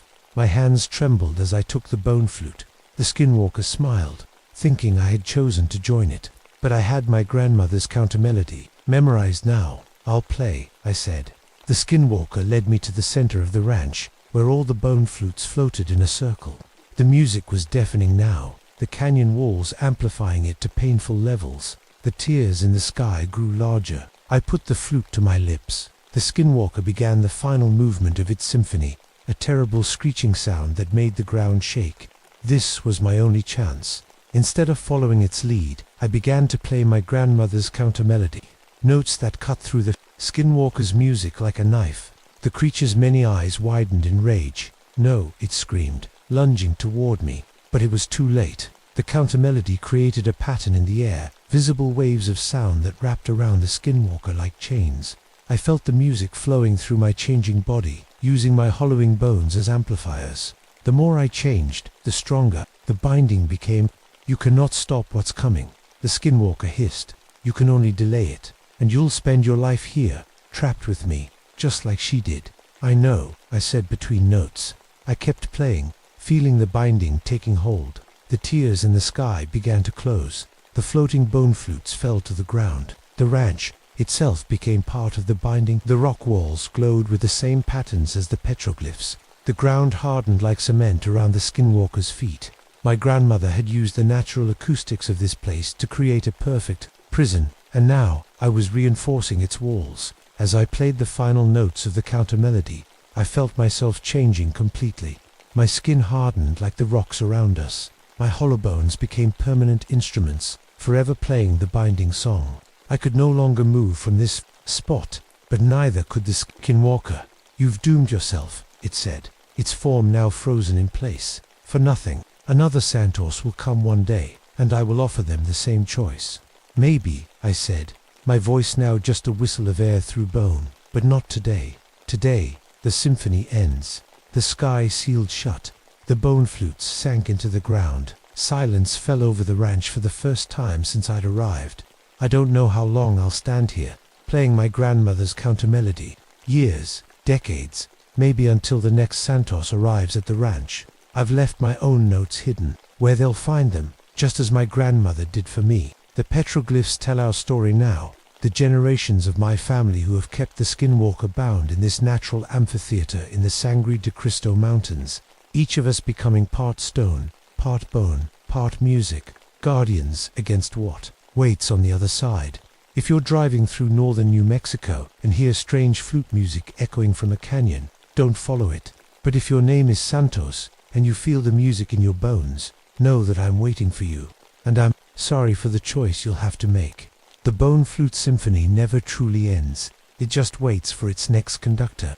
My name is William Morrison, but everyone calls me Bill. I'm 51 years old, and I've spent most of my life on the sea. 25 years as a merchant marine captain, sailing cargo ships across every ocean on Earth. But that life is over. Now, I came to this lonely place to escape what I did, or what I failed to do. 3 months ago, I lost my entire crew in a terrible storm in the North Pacific. 12 good men and women, gone because I made the wrong call. I should have changed course when I saw those dark clouds building, but I thought we could outrun it. I was wrong. So wrong now I'm here, at this abandoned fishing shack on the Alaskan coast. It sits on a narrow strip of land with glacier-covered mountains behind it and deep, dark water on 3 sides. You can only reach it by boat, and only when the tide is high enough, perfect for someone who doesn't want to be found. I arrived yesterday, just as the sun was setting. The old wooden shack was in better shape than I expected. Someone had been here not too long ago. There were supplies, fishing gear, and even a generator with some fuel, good enough for me. As I unpacked my few belongings, I noticed something strange outside. Tall wooden poles carved with scary faces stood at the edge of the property. They looked old, made by the native Tlingit people, I guess. The carvings showed creatures with wide eyes and sharp teeth. When I looked closer, I saw words carved into the base of one pole. Beware those who watch from beneath the ice. Just some old story to scare kids, I thought. I went back to setting up my new home. That first night was when things started to get weird. I was almost asleep when I heard it. Massive splashing sounds coming from the bay. I grabbed my flashlight and ran outside, thinking maybe it was a whale or a group of seals. But when I shined my light across the water, there was nothing there. The surface was completely calm, like glass. Yet the splashing sounds continued for another minute before stopping suddenly. I didn't sleep well after that. This morning, I explored the area around the shack. The tide was out, exposing a wide stretch of mud flats. That's when I saw them handprints in the mud, but not normal handprints. These were huge, at least twice the size of my hand, with long fingers that had skin connecting them, like a frog's feet. They led from the water's edge, right up to about 20 yards from my shack before disappearing. I told myself they were from some kind of animal. Had to be. But deep down, I knew no animal in these waters leaves prints like that. Back at the shack, I checked out the fishing equipment left behind. The nets were torn in strange ways, with clean cuts that looked like they were made by claws, and the small rowboat pulled up on shore. Its bottom was crushed inward, like something incredibly strong had grabbed it from underneath and squeezed. In a drawer by the small bed, I found a journal. The last person who lived here wrote about singing from the deep and mentioned something about an ancient agreement with the sea dwellers. The final entry just said, "They're watching me now, always watching from below." The guy was clearly losing it out here alone. That's what I told myself, anyway. But then I noticed something else strange. The tides here don't make sense. I've been a sailor long enough to know how tides work. They follow the moon, rising and falling in predictable patterns. But here, the water rises and falls every few hours, completely ignoring what it should be doing. Sometimes the bay is full, sometimes it's half empty, with no pattern I can figure out. This afternoon, I watched a school of salmon swimming near the shore. At first, I was excited, fresh fish for dinner. But then I froze as I realized they were swimming in perfect squares and triangles, making geometric shapes no fish should be able to make. It was like they were being arranged by something intelligent. When the sun began to set, I tried using the old radio in the shack to make contact with the outside world. Nothing but static and a weird pulsing sound that almost seemed like a pattern, like something was blocking the signal on purpose. Now it's getting dark again, and I'm writing this down to keep myself sane. I keep telling myself there are logical explanations for everything I've seen. The isolation is just making me imagine things, but I can't shake the feeling that I'm not alone out here. That something in the deep water around this peninsula is watching me, studying me, and tonight, I swear I can hear something moving beneath the floorboards where the high tide reaches under the shack. Something big, sliding against the wooden posts that hold this place above the water. I came here to escape my past, but I'm starting to think I've stumbled into something far worse. I woke up this morning to the sound of water slapping against the sides of the shack. The tide was higher than it should be, almost reaching the bottom of my window. As I made my morning coffee, I saw something break the surface about 50 yards out. It looked like a giant arm or tentacle, thick as a tree trunk, rising from the water before quickly disappearing back down. I blinked hard, wondering if my eyes were playing tricks on me. After breakfast, I took my small telescope and sat on the edge of the shore. The water was so clear today, I could see straight down about 30 feet. That's when I noticed them, strange stone shapes on the seabed, not random rocks, but perfect squares and circles arranged in patterns, like the ruins of some underwater building. Who would build something like that out here, and how long ago? I spent most of the day fishing, trying to forget what I'd seen, but every time I looked at the water, I felt like something was looking back at me. Sometimes, when I stared at the glacier across the bay, I could see dark shapes moving beneath the ice. Not fish, these were much bigger, with forms that reminded me of people. But that couldn't be right. Around sunset, a thick fog rolled in. I've seen plenty of fog in my years at sea, but this was different. It moved against the wind and seemed to pulse with a faint light. And there were sounds in it, not quite voices, but something close, like someone whispering numbers and patterns just below what I could understand. Get a grip, Bill, I told myself. You're just lonely and seeing things. But when I pulled up my fishing net this evening, I couldn't explain away what I found. Among the normal fish were 3 that looked wrong. They had eyes that were too big, too forward-facing, almost human-like, and one of them had what looked like a small stone knife clutched in its fin. I threw them all back, my hands shaking. That night, I had the strangest dream. I was underwater, swimming through an enormous city with buildings made of stone and coral. The structures were unlike anything I'd ever seen. Some spiraled upward, others were shaped like perfect spheres, and there were beings there, watching me swim past.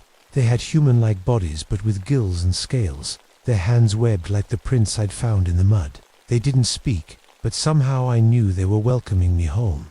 I woke up gasping for air, my sheets soaked with sweat. The next morning, I found something impossible. The small tidal pools around the shack were behaving strangely. The water in them was flowing upward, making tiny fountains that defied gravity. And when I touched one, the water was warm, almost body temperature, despite the freezing air around it. That night, I turned off all the lights and watched the bay through my window. Dozens of blue-green lights glowed beneath the surface, moving in circles and straight lines. They weren't random. They were watching the shack, watching me. I could feel their eyes on me, even through the water and darkness. When I woke up the next morning, I found a circle of objects arranged neatly on the shore, just above the tide line. Strange spiral shells I'd never seen before, bones carved with tiny symbols, and smooth stones in colors that didn't look natural. They were placed in a perfect pattern, like a message or an offering. Later that day, I found an old metal box hidden under the floorboards of the shack. Inside were official-looking papers with government stamps and the words Operation Deep Watch on them. There were photos of my shack from the 1950s, along with notes about monitoring the entities and maintaining the observation post. This wasn't just some old fishing shack. It was built here on purpose, to watch whatever lives in these waters. And now, I wondered if they were watching me too. I should leave this place, pack up my few belongings, and signal for the supply boat that passes by every 2 weeks. But something keeps me here. A growing curiosity about what's happening in the waters around me. And sometimes, when I look at my reflection in the water, I swear my eyes look different, larger, with a faint glow that wasn't there before. At night, now, I can hear them tapping against the wooden posts. Beneath the shack, tap dash, tap dash tap, pause. Tap dash tap dash tap dash tap, pause. It's a pattern, a message, and the strangest thing is, I'm starting to understand it. It's been 2 weeks since I found those government documents. The tapping from below the shack has grown louder every night. At first it seemed random, but now I recognize it as math. Simple number sequences, then more complex ones. 1, 2, 3, 1, 2, 3. Then Fibonacci numbers. 1-1-2-3-5-8. They're trying to talk to me, testing if I understand. Last night, I tapped back. The response was immediate, a flurry of excited tapping that shook the entire shack. The dreams have gotten more intense too. I no longer just see the underwater city. I live in it. I know its streets and buildings like I've been there my whole life. The beings there have names I somehow know. They show me their homes, their families, their history carved into stone walls that tell a story spanning thousands of years. I wake up each morning feeling like I've lived 2 lives, one here in the shack and one beneath the waves.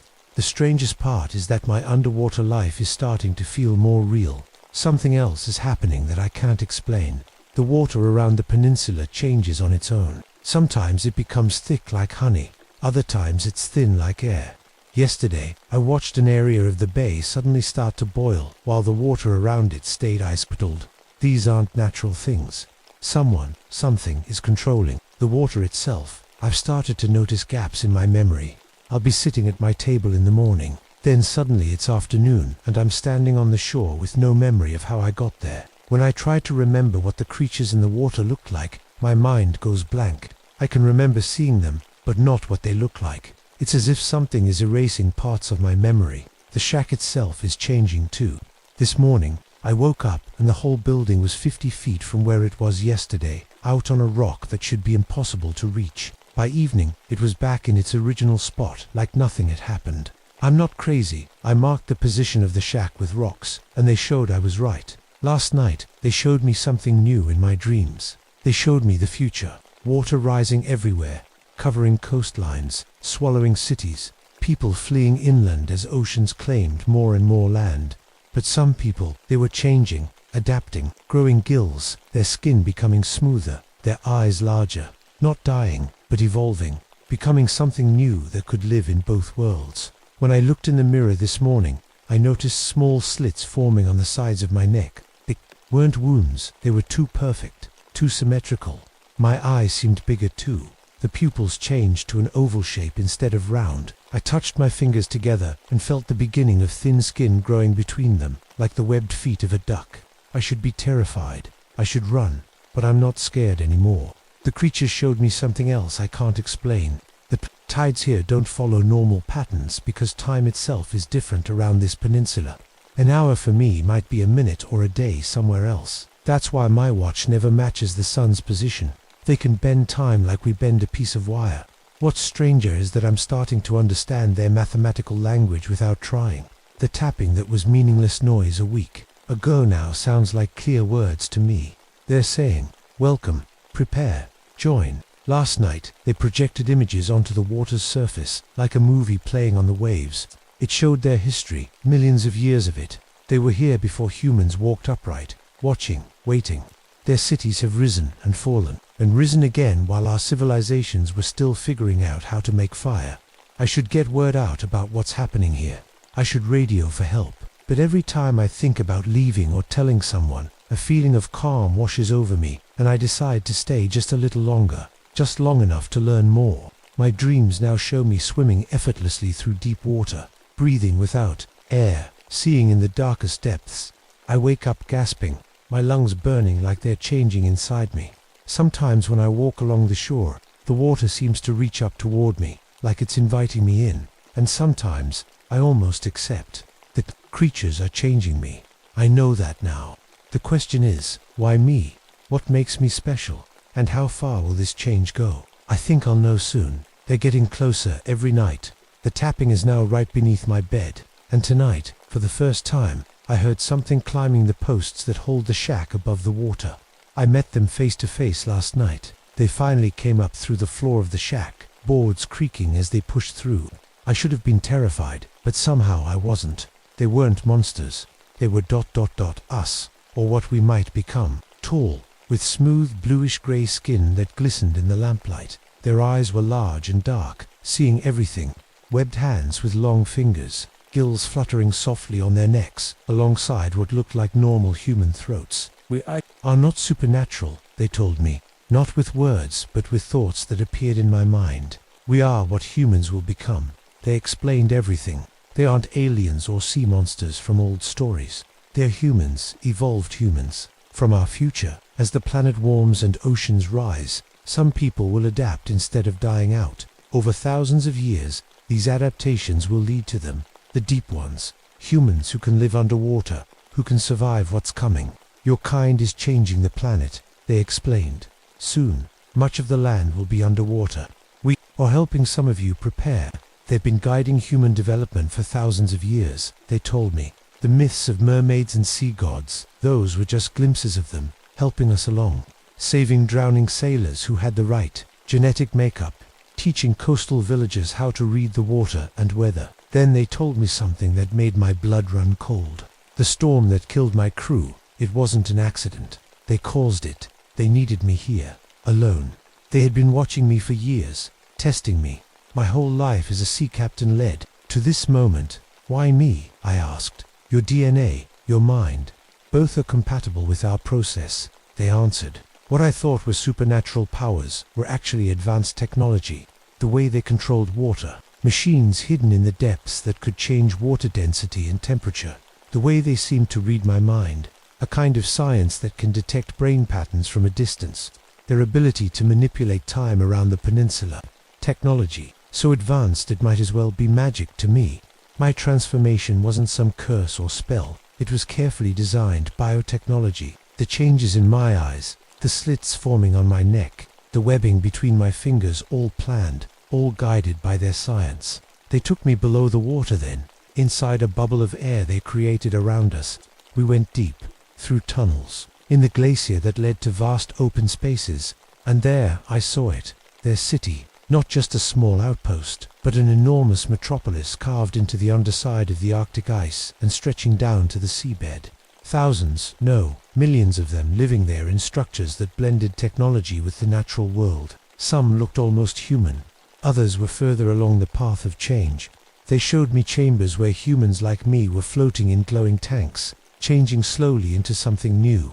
This fishing shack, they told me, is not what it seems. They showed me hidden panels in the walls, technology disguised as rusty tools and old furniture. The entire building was designed to slowly change anyone living in it.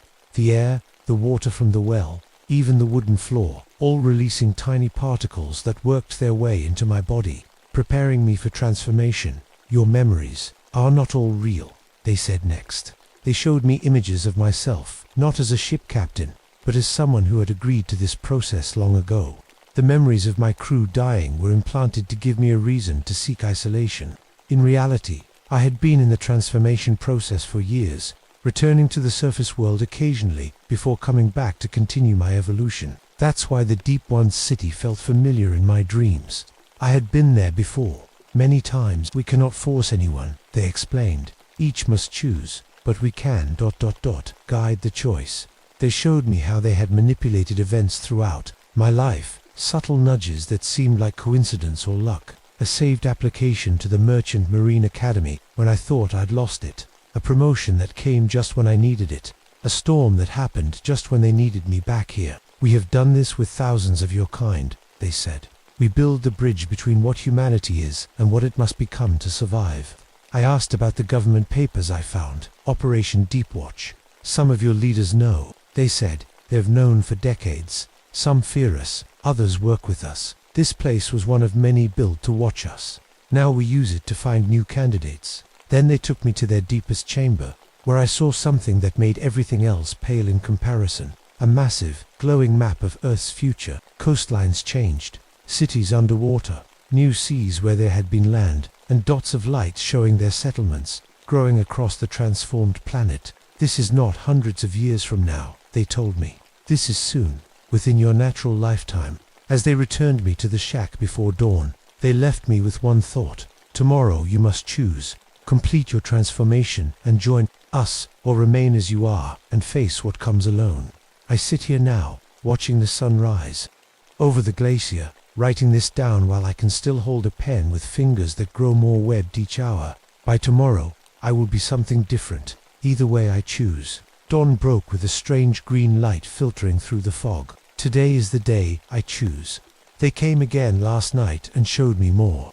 They revealed that in less than 30 years, the world I knew would be gone. Not just from rising waters, but from all the other changes humans had set in motion. The air getting warmer, storms getting stronger, places where food won't grow anymore. Billions of people fighting over less and less land, less and less food. Your kind has two paths, they told me. Fight over what remains until few survive, or adapt and change into something that can thrive in the new world. They offered me a terrible choice: complete my transformation and join their world beneath the waves, or keep fighting to stay human and face what's coming alone. What about other people? I asked. My friends, people I care about. That will be your purpose if you join us, they answered. To find others who can make the change, to guide them here or to places like this. As I thought about it, pieces of my memory started breaking apart. Things I was sure happened now seemed fuzzy, like dreams. Other memories I never knew I had started surfacing. I remembered being in their city before. I remembered agreeing to this years ago, then having my memory wiped clean so I could live among normal humans again. Your mind is expanding, they explained. Human brains can only hold so much. As you change, your mind makes room for more. The idea of losing myself terrified me. Will I still be me? Will I remember being human? You will be more than you are now, they said. You will be part of something larger. You will remember, but it will seem like a smaller life, like how an adult looks back on childhood. This morning, I sat at the edge of the water and put my hand in. The webbing between my fingers has grown thicker overnight. The slits on my neck open and close now when I'm stressed, like they're trying to work. My eyes see colors I never knew existed, especially in the dark parts of the water. At noon, they showed me the transformation chamber hidden under the shack. It was like a metal coffin filled with a thick, clear gel.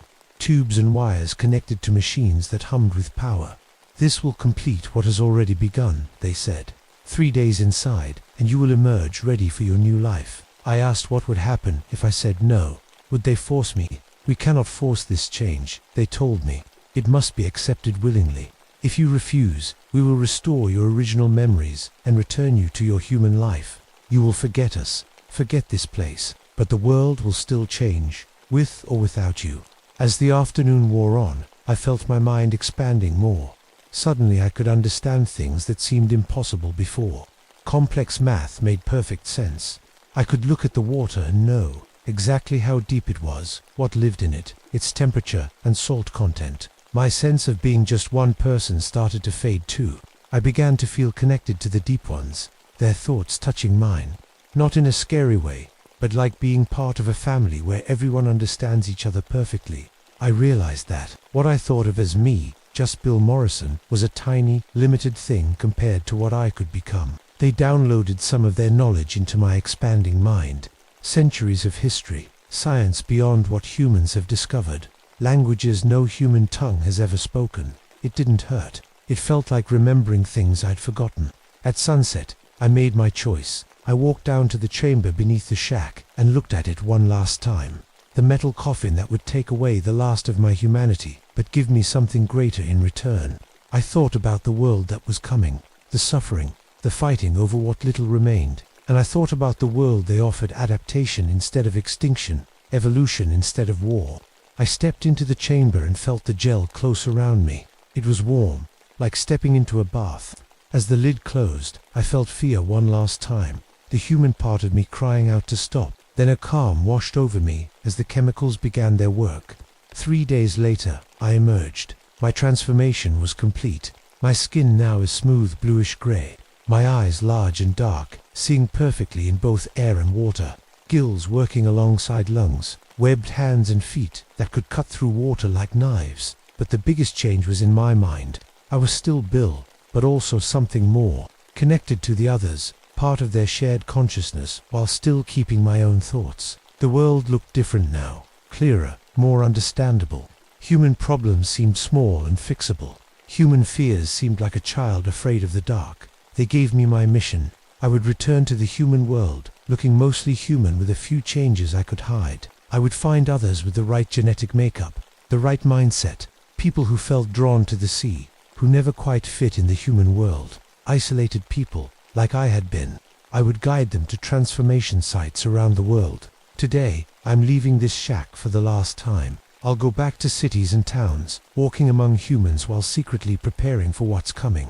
I'll find the ones who can make the change, who can help build the bridge between what humanity is and what it must become to survive. If you meet me, you might notice something odd about my eyes, or the way I sometimes tilt my head, like I'm listening to voices you can't hear. You might feel strangely drawn to me, especially if you're one of the ones who can change. And if you are, if you feel the call of deep water, if you dream of cities beneath the waves, if you've always felt there should be more to life than what you've found on land, then perhaps one day I'll tell you about a special place in Glacier Bay, where the waters are deep and something waits beneath the ice. Something that's been waiting for you to... My name is Thomas Brennan. I'm 41 years old and I've made a mess of my life. That's why I'm here in the Adirondacks, trudging through early snow toward a dot on a map most people have forgotten. White Falls settlement abandoned since 1889 after a mining accident. At least, that's the official story. The trees thin out as I reach a clearing, revealing what's left of the settlement. A dozen wooden structures in various states of decay, their windows like dark, empty eyes watching me. The wind whispers through broken walls, creating a constant, eerie soundtrack. Perfect, I mutter, adjusting the heavy backpack that holds my camera, tape recorder, and research materials. This is my chance for redemption. I should explain. 3 years ago, I was a respected archaeologist until I made a desperate choice. I falsified evidence on a dig that needed results. When the truth came out, my career and reputation were destroyed. Now I document forgotten places like this, hoping honest work might someday wash away my shame. The most intact building appears to be the old assay office where they once tested or samples. I set up camp here, arranging my sleeping bag and supplies with methodical care. My Polaroid camera and tape recorder sit ready on a dusty desk. My CB radio might not work well in these mountains, but I set it up anyway. Day 1 at Whitefall Settlement, I speak into my tape recorder, beginning systematic documentation of all structures and artifacts. Over the next few days, I fall into a comfortable routine. I map the settlement, photograph everything, and take detailed notes. The solitude suits me.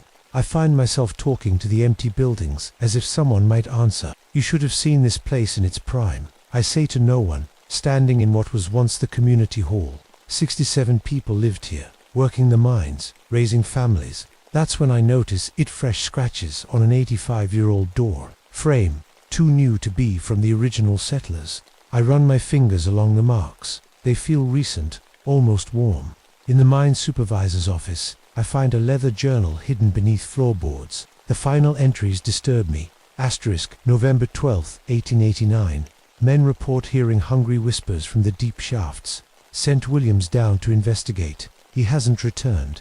November 14th. More men missing. Those remaining refuse to enter the mine.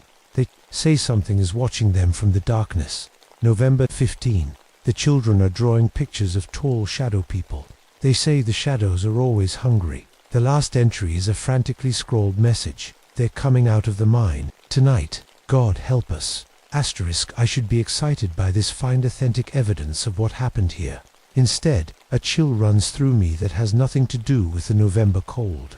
That evening, I developed the day's photographs using my portable kit. Something isn't right in 3 different photos. There are figures standing in window stall. Thin silhouettes I never saw when taking the pictures. Just shadows.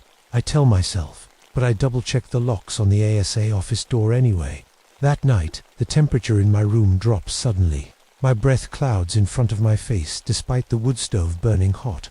The tape recorder I left, running overnight, captures something unsettling, voices speaking in a language I've never heard. The words somehow conveying hunger despite their incomprehensibility. The next morning brings another disturbing discovery. In the main mine entrance, I find human teeth embedded in the wooden support beams. They look fresh, not like historical remains. I'm noting this find when I hear the first crack of falling trees. Outside, a winter storm has arrived early and violent.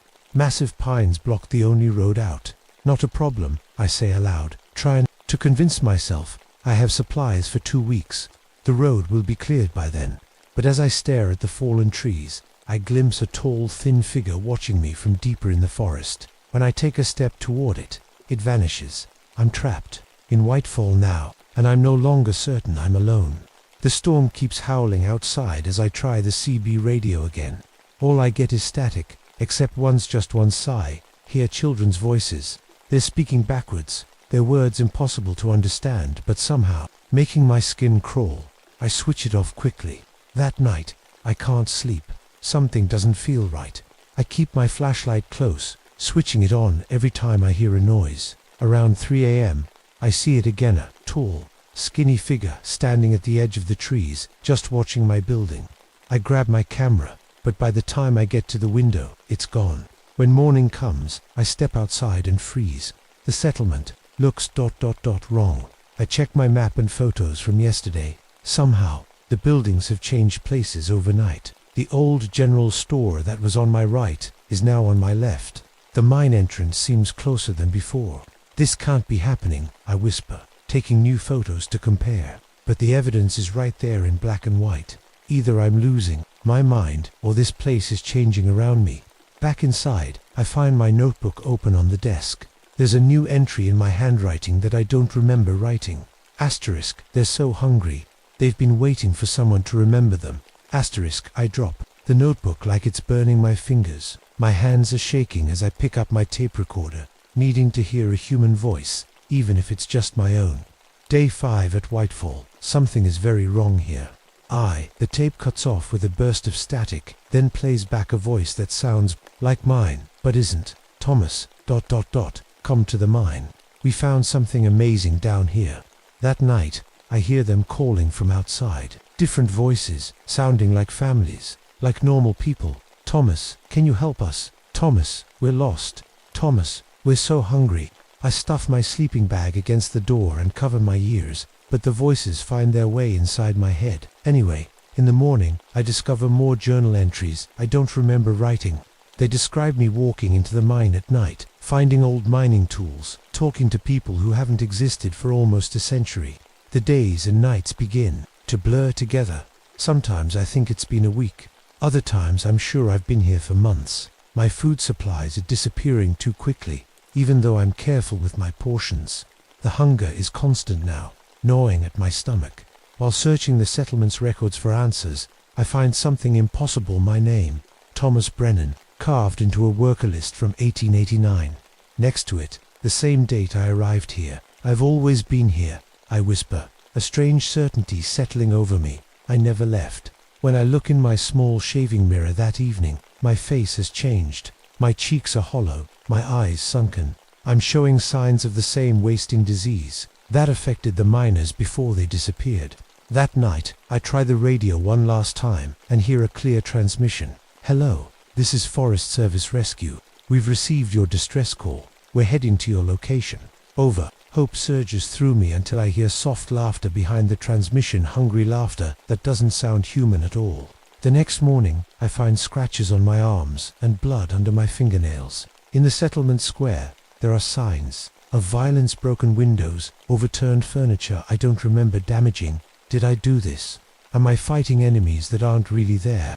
As the sun sets, I make a horrible discovery. In the mine supervisor's last journal, he wrote that the hungry shadows only appeared during the February full moon, what the local Native Americans called the hunger moon. I check my calendar with trembling hands. Tonight is the full moon, just like it was in 1889 when everyone disappeared. And I finally understand why the shadows are so hungry. They've been waiting 85 years for this night to come again, for someone to feed on. Someone like me, who came here looking for history and instead became part of it. As darkness falls, I see them clearly for the first time. Tall, emaciated figures circling my building. Their skin is stretched tight over bones, their eyes sunken, black pits, their mouths open too wide. They're not just shadows anymore. They're what's left of the people of Whitefall, transformed by whatever came out of that mine. And they're so hungry. I barricade myself in the assay office as night falls completely. My flashlight flickers weakly. The batteries are dying. Through the windows, I can see the full moon rising, casting a cold blue light over Whitefall. Something strange happens as the moonlight touches the buildings. The settlement ... changes. The broken windows repair themselves. The faded paint brightens, and I see them people walking between the buildings. Not the hungry shadows, but normal people in old-fashioned clothes. Miners coming home from their shifts. Women hanging laundry. Children playing. I'm seeing Whitefall as it was in 1889, the night before everyone disappeared. Hello, I call out, pressing my face to the window. Can you see me? A small boy stops and looks directly at me. His face is sad. You shouldn't be here. He says, it's happening again tonight. Before I can ask what he means, the boy's mother calls him away. Neither of them casts a shadow in the moonlight. My tape recorder switches on by itself, playing back a conversation I never recorded. Asterisk, we found something in the deep shaft. Something old. It was sleeping until we woke it up. It's so hungry after sleeping so long it needs to feed. It promised to spare the children if we asterisk the tape cuts off. The temperature drops suddenly. My breath fogs in front of me. The windows frost over from the inside. Through the ice patterns on the glass, I see the people of Whitefall gathering in the square. They're looking toward the mine entrance. Something is emerging, something tall and impossibly thin, with too many limbs and a head that's mostly mouth. The people don't run, they just stand there, waiting, as more of these things crawl out of the mine. I stumble back from the window, knocking over my research notes. Pages scatter across the floor, and I notice something horrifying. My handwriting has changed on every page. It now matches the handwriting in the mine supervisor's journal from 1889. The realization hits me like ice water. I'm not just seeing the past time becoming part of it. Each day I've spent documenting Whitefall has pulled me deeper into its history, its tragedy. The creatures outside the Wendigo, I remember the name now. They don't just want my body, they want my memories, my knowledge. They feed on the remembering itself. That's why they let the children live in 1889. Children to draw pictures, children to tell stories, children to keep the memory alive, so the Wendigo would always have something to feed on. And I've been the perfect meal, obsessively documenting everything, refusing to leave, driven by my need to redeem myself through uncovering this settlement's truth. A horrible choice becomes clear. I can continue documenting everything, feeding the Wendigo with each memory I preserve, or I can destroy all evidence, erasing Whitefall from history and dooming myself to be forgotten. My body has changed now. My fingers are longer, thinner. My stomach aches with a hunger that feels ancient. When I check the mirror again, my eyes have sunk deeper, my cheeks hollow like the faces outside. I realize with growing horror that I haven't been here for days or weeks. According to my last clear journal entry, I arrived at Whitefall 8 months ago. I've been trapped in some kind of loop, reliving the same week over and over, each time becoming more like the original settlers. The people outside begin to change too. Their skin stretches tight, their mouths open wider. They're transforming into the same hungry shadows that have been stalking me. I finally understand. The Wendigo aren't separate creatures. They're what's left of Whitefall's people, trapped in an endless cycle of hunger and transformation. And now they want me to join them. We need a new keeper. A voice whispers through the door. Someone to remember. Someone to preserve the story. Someone to bring others. Another voice adds. The door begins to crack open despite my barricade. Long, pale fingers curl around the edge. Your redemption, they whisper together. Just as you wanted. In my last moment of clarity, I realized the terrible truth. My quest to document this place, to find redemption through preserving history, it's made me the perfect vessel for Whitefall's hungry ghosts. As they enter the room, their shadows stretching impossibly across the floor. I know I've become what I feared most, not someone who will be remembered for discovering truth, but someone who will be forgotten entirely except by those who come, looking for me, and I'll be waiting for them, just as hungry as the shadows that now surround me. I don't remember much after that night. Time works differently for me now. I still live in the assay office, but it looks perfect again. No dust, no decay. My notes are organized neatly on the shelves. My camera and tape recorder sit ready on the desk, waiting. I don't feel the cold anymore, or the hunger. Not really. It's more like a memory of hunger, always there but never quite painful.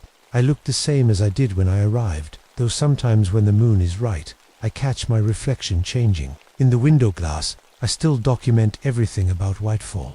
It's important that the records are complete for when they come. I know someone will come eventually. They always do. Last week, or maybe it was last year, Rice sent out a radio message. This is Thomas Brennan at Whitefall Settlement. I've made an incredible historical discovery.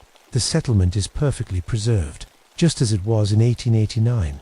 I need another researcher to verify my findings before publication. The road is clear now. Please respond. My voice sounds different on the radio. Hungry, somehow. But that should bring someone soon. The others don't bother me much. They stay in their buildings during the day, only coming out at night to wander. The settlement. Sometimes they stand at the edge of the forest, watching the road, waiting, like me. I know what we are now. We're not just memories or shadows. We're the wound that Whitefall left on this place, a pain that can never heal, only spread. We're what happens when history refuses to stay buried.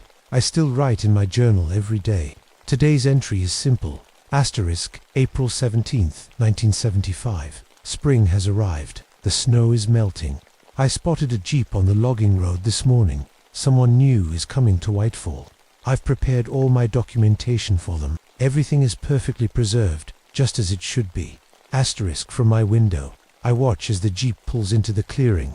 A young woman steps out, camera hanging around her neck, notebook in hand. She looks up at the settlement with academic interest, not yet seeing what Whitefall truly is. She doesn't see me watching from the window. She doesn't notice how the other buildings seem to lean forward slightly, as if the whole settlement is holding its breath. She's come to study us, to document what happened here, to remember, and we're so hungry for her memories. As she walks toward my office, I straighten my notes one last time and practice my smile in the window reflection. It's been so long since I've had a visitor, so long since I've had someone new to tell our story to. The others gather at their windows too, watching silently as she approaches my door. The cycle begins again. After all, history repeats itself, especially here in Whitefall, where we make sure nothing is ever truly forgotten and nothing ever really ends. Over the glacier, writing this down while I can still hold a pen with fingers that grow more webbed each hour. By tomorrow, I will be something different, either way I choose. Dawn broke with a strange green light filtering through the fog. Today is the day I choose. They came again last night and showed me more. They revealed that in less than 30 years, the world I knew would be gone.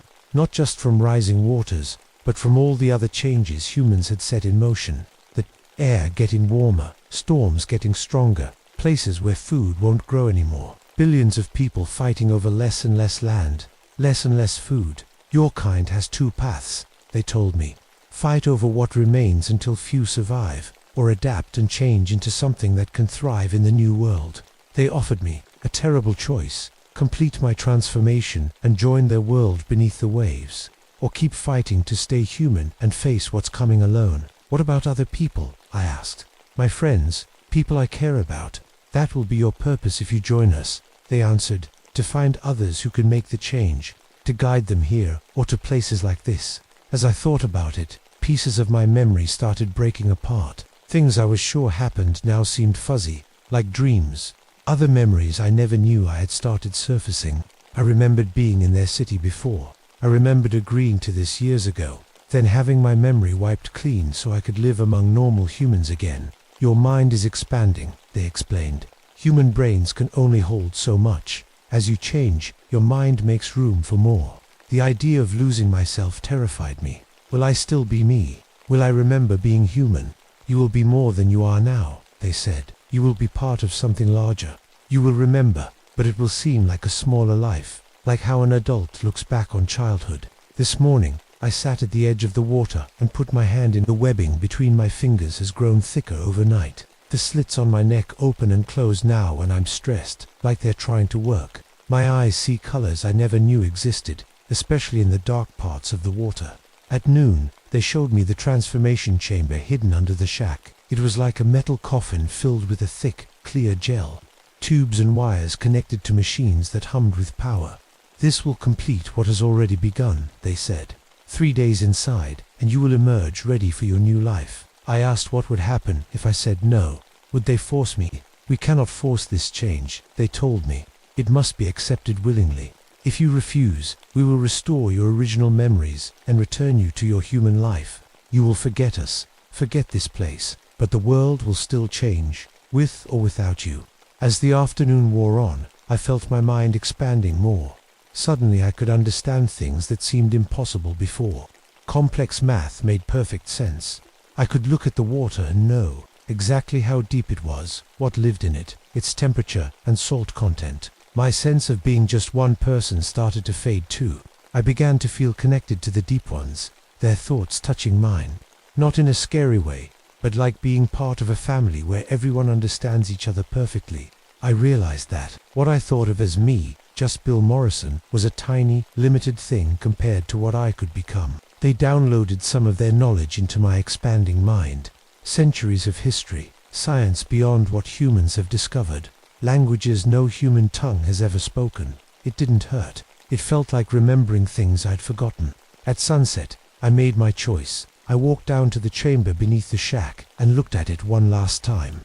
The metal coffin that would take away the last of my humanity, but give me something greater in return. I thought about the world that was coming, the suffering, the fighting over what little remained, and I thought about the world they offered adaptation instead of extinction, evolution instead of war. I stepped into the chamber and felt the gel close around me. It was warm, like stepping into a bath. As the lid closed, I felt fear one last time, the human part of me crying out to stop. Then a calm washed over me as the chemicals began their work. 3 days later, I emerged. My transformation was complete. My skin now is smooth bluish gray. My eyes large and dark, seeing perfectly in both air and water. Gills working alongside lungs. Webbed hands and feet that could cut through water like knives. But the biggest change was in my mind. I was still Bill, but also something more. connected to the others, part of their shared consciousness, while still keeping my own thoughts. The world looked different now, clearer, more understandable. Human problems seemed small and fixable. Human fears seemed like a child afraid of the dark. They gave me my mission. I would return to the human world, looking mostly human with a few changes I could hide. I would find others with the right genetic makeup, the right mindset, people who felt drawn to the sea, who never quite fit in the human world. Isolated people, like I had been. I would guide them to transformation sites around the world. Today, I'm leaving this shack for the last time. I'll go back to cities and towns, walking among humans while secretly preparing for what's coming. I'll find the ones who can make the change, who can help build the bridge between what humanity is and what it must become to survive. If you meet me, you might notice something odd about my eyes, or the way I sometimes tilt my head, like I'm listening to voices you can't hear. You might feel strangely drawn to me, especially if you're one of the ones who can change. And if you are, if you feel the call of deep water, if you dream of cities beneath the waves, if you've always felt there should be more to life than what you've found on land, then perhaps one day I'll tell you about a special place in Glacier Bay, where the waters are deep and something waits beneath the ice. Something that's been waiting for you to... My name is Elena Vasquez, and I came to the Ozarks to disappear.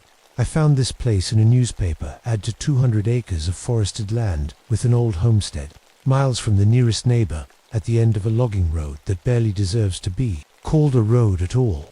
Perfect for someone like me who never wants to be found again. It's been 3 months since I left my old life behind. 3 months since I escaped from Mark. The bruises have faded, but I still flinch at sudden movements. I still check the locks 4 times before I go to bed. Old habits from a life I'm trying to forget.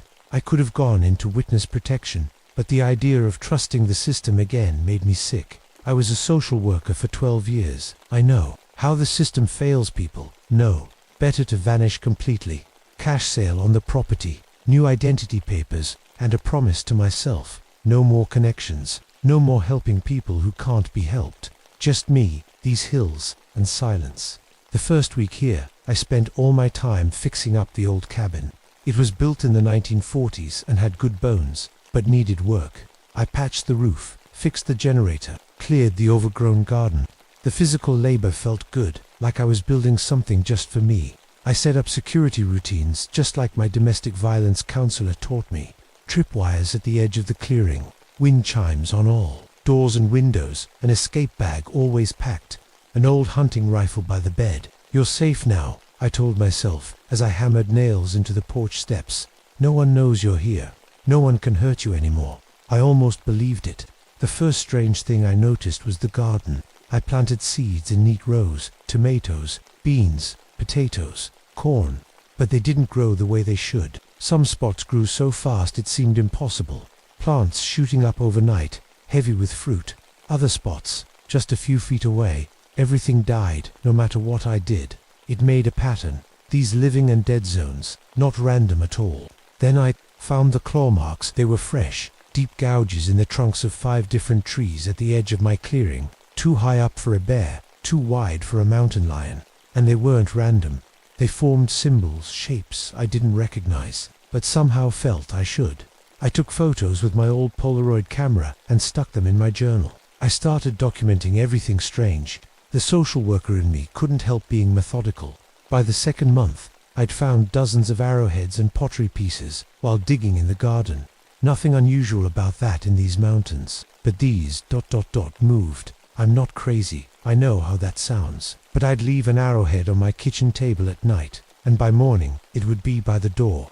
I'd arrange the pottery fragments in a box and return to find them in a circle. The locals in the tiny general store 15 miles away, where I drove once a month for supplies, had warned me about the missing time around these parts. Folks who went walking and found themselves miles from where they started with no memory of the journey. I'd smiled politely, thinking it was just mountain superstition. I don't smile about it anymore. I started talking to the land, not in a crazy way, not at first. Just like you might talk to a pet or a plant. "Morning, old hill," I'd say, stepping onto the porch with my coffee. "What should we do today?" Sometimes I swear the wind would answer, whistling through the underground caves that honeycomb these mountains. And the mockingbirds, they don't sound right here. Their calls sound like words just on the edge of understanding. One night, I heard drums, distant rhythmic beating that went on for hours. When I checked my map the next day, I realized there was nothing in that direction for 30 miles.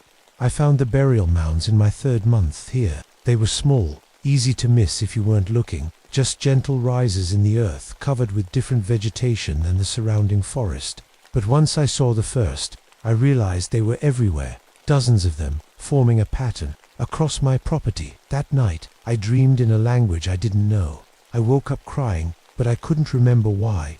My journal entry from that morning just says, "They walked so far. So many didn't make it." I didn't know what it meant when I wrote it. The animals know things we don't.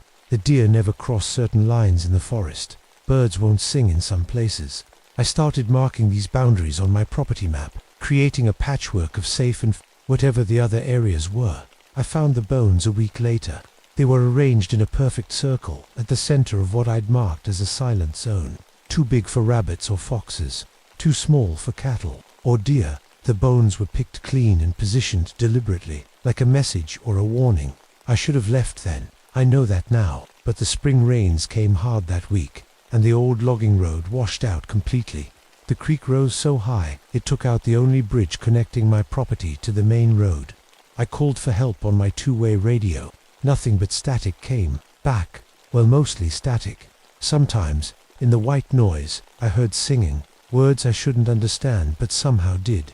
They were death songs, mourning songs, songs about a long walk that never ended. And that's when I realized I wasn't trapped on this land. I was trapped with it. It was late one evening when I saw it for the first time. I was bringing in firewood when movement at the forest edge caught my eye. It looked like a mountain. Lion at first, the same tawny color, the same predatory grace, but it was much too big. And as it stepped into the clearing, I saw its front paws. They weren't paws at all. They were hands. Human hands with long, curved claws where fingernails should be. It looked right at me, and I knew it wasn't just seeing me, it was reading me, understanding me. It tilted its head like it was listening to my thoughts. Then it spoke, not with a mouth, but somehow directly into my mind. "You run from a hunter," it said. "Now you've found older hunters." I dropped the firewood and ran inside, locking the door behind me. I spent that night huddled in the bathtub with my rifle, listening to scratching sounds all around the cabin.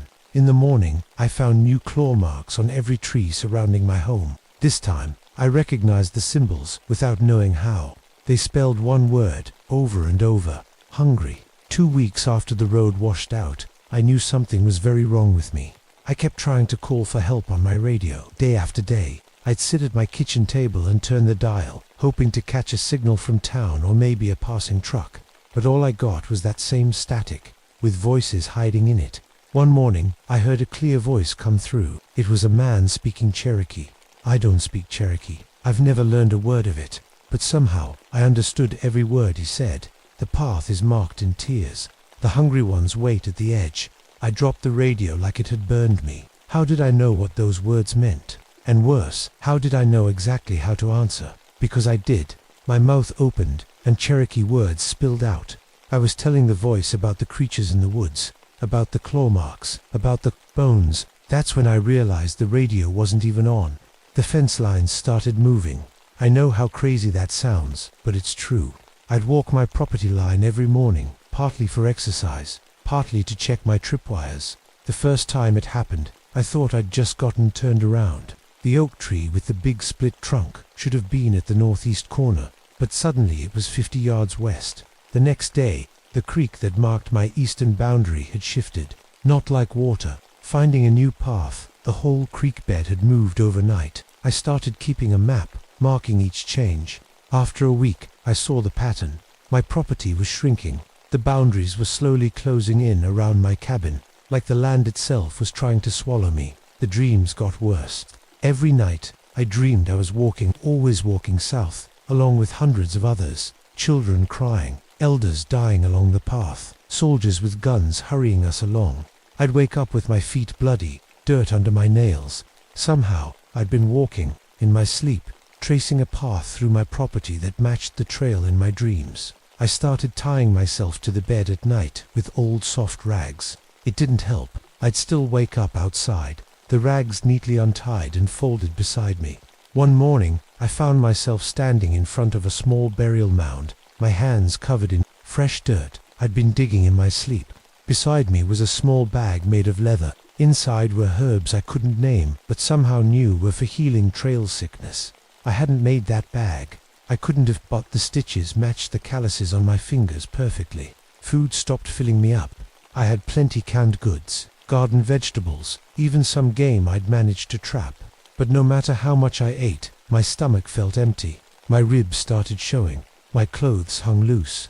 The hunger was from somewhere else, somewhen else. I started finding myself doing things I never learned to do. Grinding acorns for flour, making tea from pine needles to fight off scurvy, creating poultices from plants I couldn't name. The woman in the mirror looked less like me every day. Sometimes, when I caught my reflection in the window, I saw someone else looking back, a Cherokee woman with hollow cheeks and knowing eyes. "You're losing your mind, Alina," I told myself. "It's just isolation, just stress." But even as I said it, I was weaving a basket using techniques I'd never learned, my fingers moving with the memory of generations. They came as a pack the next time. 5 of the cat creatures, moving in perfect formation around my cabin. They stayed just at the edge of the light from my windows, their human hands catching the glow. I watched them through a crack in the curtains. They were hunting something or someone.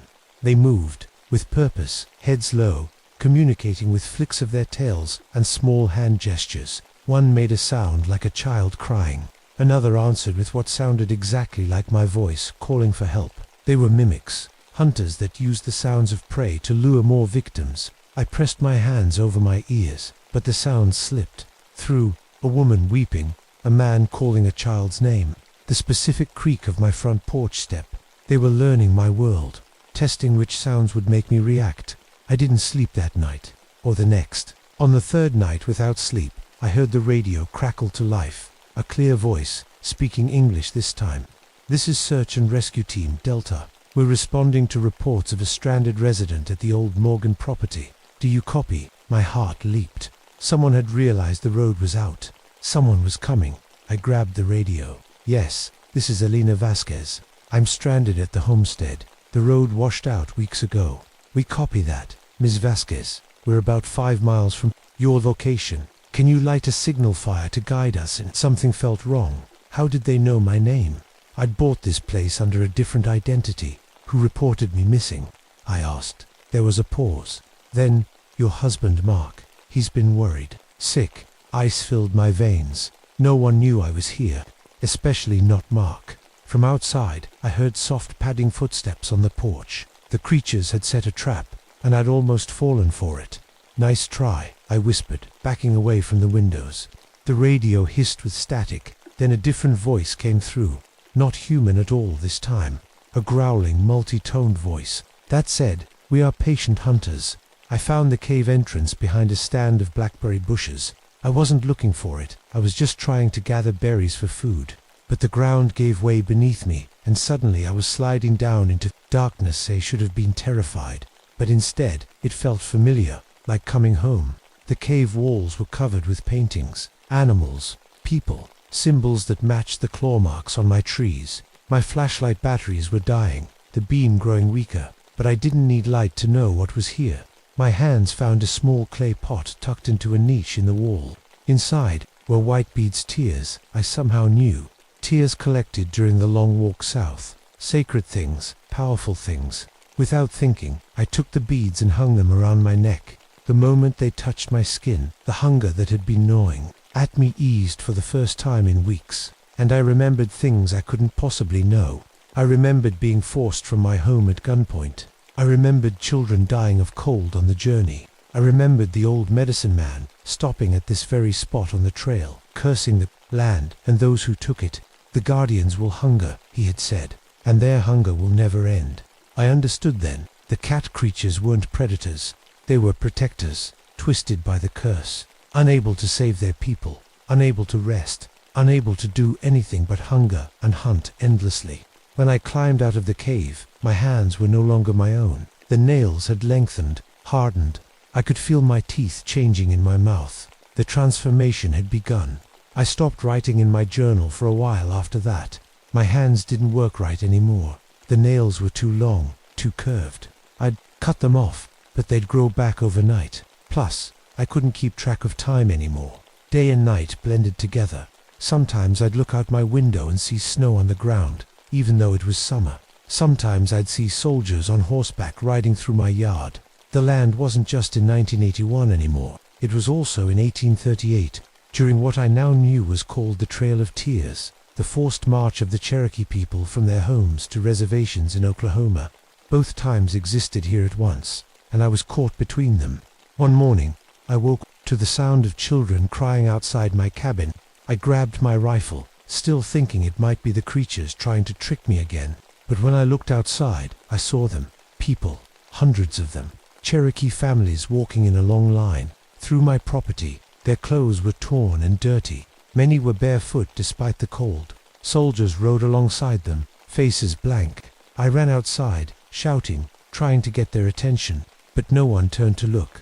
My hands passed right through them when I tried. To touch them, they weren't really here. Or maybe I wasn't. I followed them all day, walking the path that cut through my land. I knew this path now. It was the same one I'd been walking in my dreams, the same one I'd traced with my sleepwalking feet. As the sun set, they made camp in the clearing where my garden was. A very old man sat apart from the others. He was singing softly, his eyes closed. I sat down across from him, even though I knew he couldn't see me. But then he opened his eyes and looked right at me. "You feel it now," he said in Cherokee, and I understood. The claiming, "What's happening to me?" I asked, also in Cherokee. "The Guardians are tired," he said. "They've walked between worlds too long. They need to rest. The cat creatures, their guardians." He nodded. "They were our strongest warriors. I cursed them as we left, bound them to this land to protect what was sacred, but the curse was too strong. It twisted them, made them hungry. Now they can neither protect nor rest. What do they want from me?" "A replacement," he said simply. "Someone to take their place so they can finally cross over." The old man reached out and touched my changed hands. "They chose well. You understand suffering. You understand protection. You've been running so long, just like us." He stood up, his form beginning to fade with the last light of day. "The choice will be yours. But remember, this land has a purpose. It calls to those who need it." That night, all 5 of the cat creatures came to my door. They didn't try to trick me this time. They just sat in a half circle on my porch, waiting. I was so tired of running, tired of being afraid. I opened the door. They didn't attack. The largest one, the first I had ever seen, stepped forward. It lowered its head, and then, slowly, painfully, it began to change. Its body twisted and cracked. The fur receded. The cat-like face reformed into something almost human. When it finished, a Cherokee warrior stood before me. His body was marked with scars, his eyes still yellow like a cat's. "We can't hold our human forms for long," he said, his voice rough from disuse. "But we wanted you to see us as we were." The others changed too, each transformation looking painful. 3 men and 2 women stood on my porch, all warriors, all wearing the same tired expression. "We were cursed to protect this sacred land," the first warrior said, "but the curse twisted us, made us into hunters instead of guardians. For almost 150 years, we've been trapped here." "Why me?" I asked. "The land chooses," a female warrior answered. "It calls to those who understand pain, those who are already running. It offers sanctuary, but demands a price." I understood then. This property hadn't been for sale by accident. The newspaper ad I found, the surprisingly low price, the easy cash purchase, none of it was random. The land had called to me because I was running, just like the Cherokee had been. "What happens if I say no?" I asked. "We continued to hunger," the warrior said, "and you continued to change, caught between worlds, until you can't remember who you were. It's already happening." I looked down at my hands, now more claw than human. I could feel my teeth sharp in my mouth, the hunger that never stopped. "And if I say yes, you become the new guardian. We can finally rest, pass to the next world, and you protect this place, keep its memories, until the next one comes." "The next one? There's always someone running," the female warrior said sadly. "Someone looking for a safe place. The land calls to them, offers them sanctuary." I took 3 days to decide. I walked the property line, which no longer moved. I studied my maps, read through my journal entries from when I'd first arrived, so hopeful, so certain I'd found safety. On the third night, I understood there was no real choice. I was already changing, already caught between worlds. And if I was honest with myself, I'd been running my whole life. First from a bad childhood, then from a worse marriage. Maybe it was time to stop running. The warriors were waiting for me at the largest burial mound when I arrived at midnight. They had built a fire, and they stood around it in their human forms, singing the death songs I'd heard on my radio. "I'll do it," I said. "I'll be the guardian." They formed a circle around me. Each one cut their palm with a claw and pressed the bleeding hand to my forehead, speaking words in a Cherokee dialect so old, even I didn't understand it now. With each blood mark, I felt myself change more. My sight sharpened. My hearing became so acute I could hear mice moving underground. The hunger focused, becoming something with purpose, a need to protect, not just consume. When the last warrior marked me, all 5 began to change again, but not back into the cat creatures. This time, they became like smoke, their bodies dissolving into the night air. Their faces looked peaceful as they faded, the first peace they'd known in 150 years. I felt the final transformation take me then. My body reshaped itself, painful but somehow right. When it finished, I stood on 4 legs, my hands now powerful, front paws that still had thumbs and could still grasp. My senses reached out across all 200 acres, feeling every creature, every plant, every stone. I could feel the burial mounds like heartbeats. I could taste the history in the soil, and I knew what I had to protect. Time passes differently for me now. Sometimes I'm aware of years going by, sometimes just moments. I patrol my territory, keeping the boundaries strong, keeping the memories alive. I've learned to shift back to human form for short periods, though it's painful. During those times, I maintain the cabin. I keep the garden growing in its strange pattern.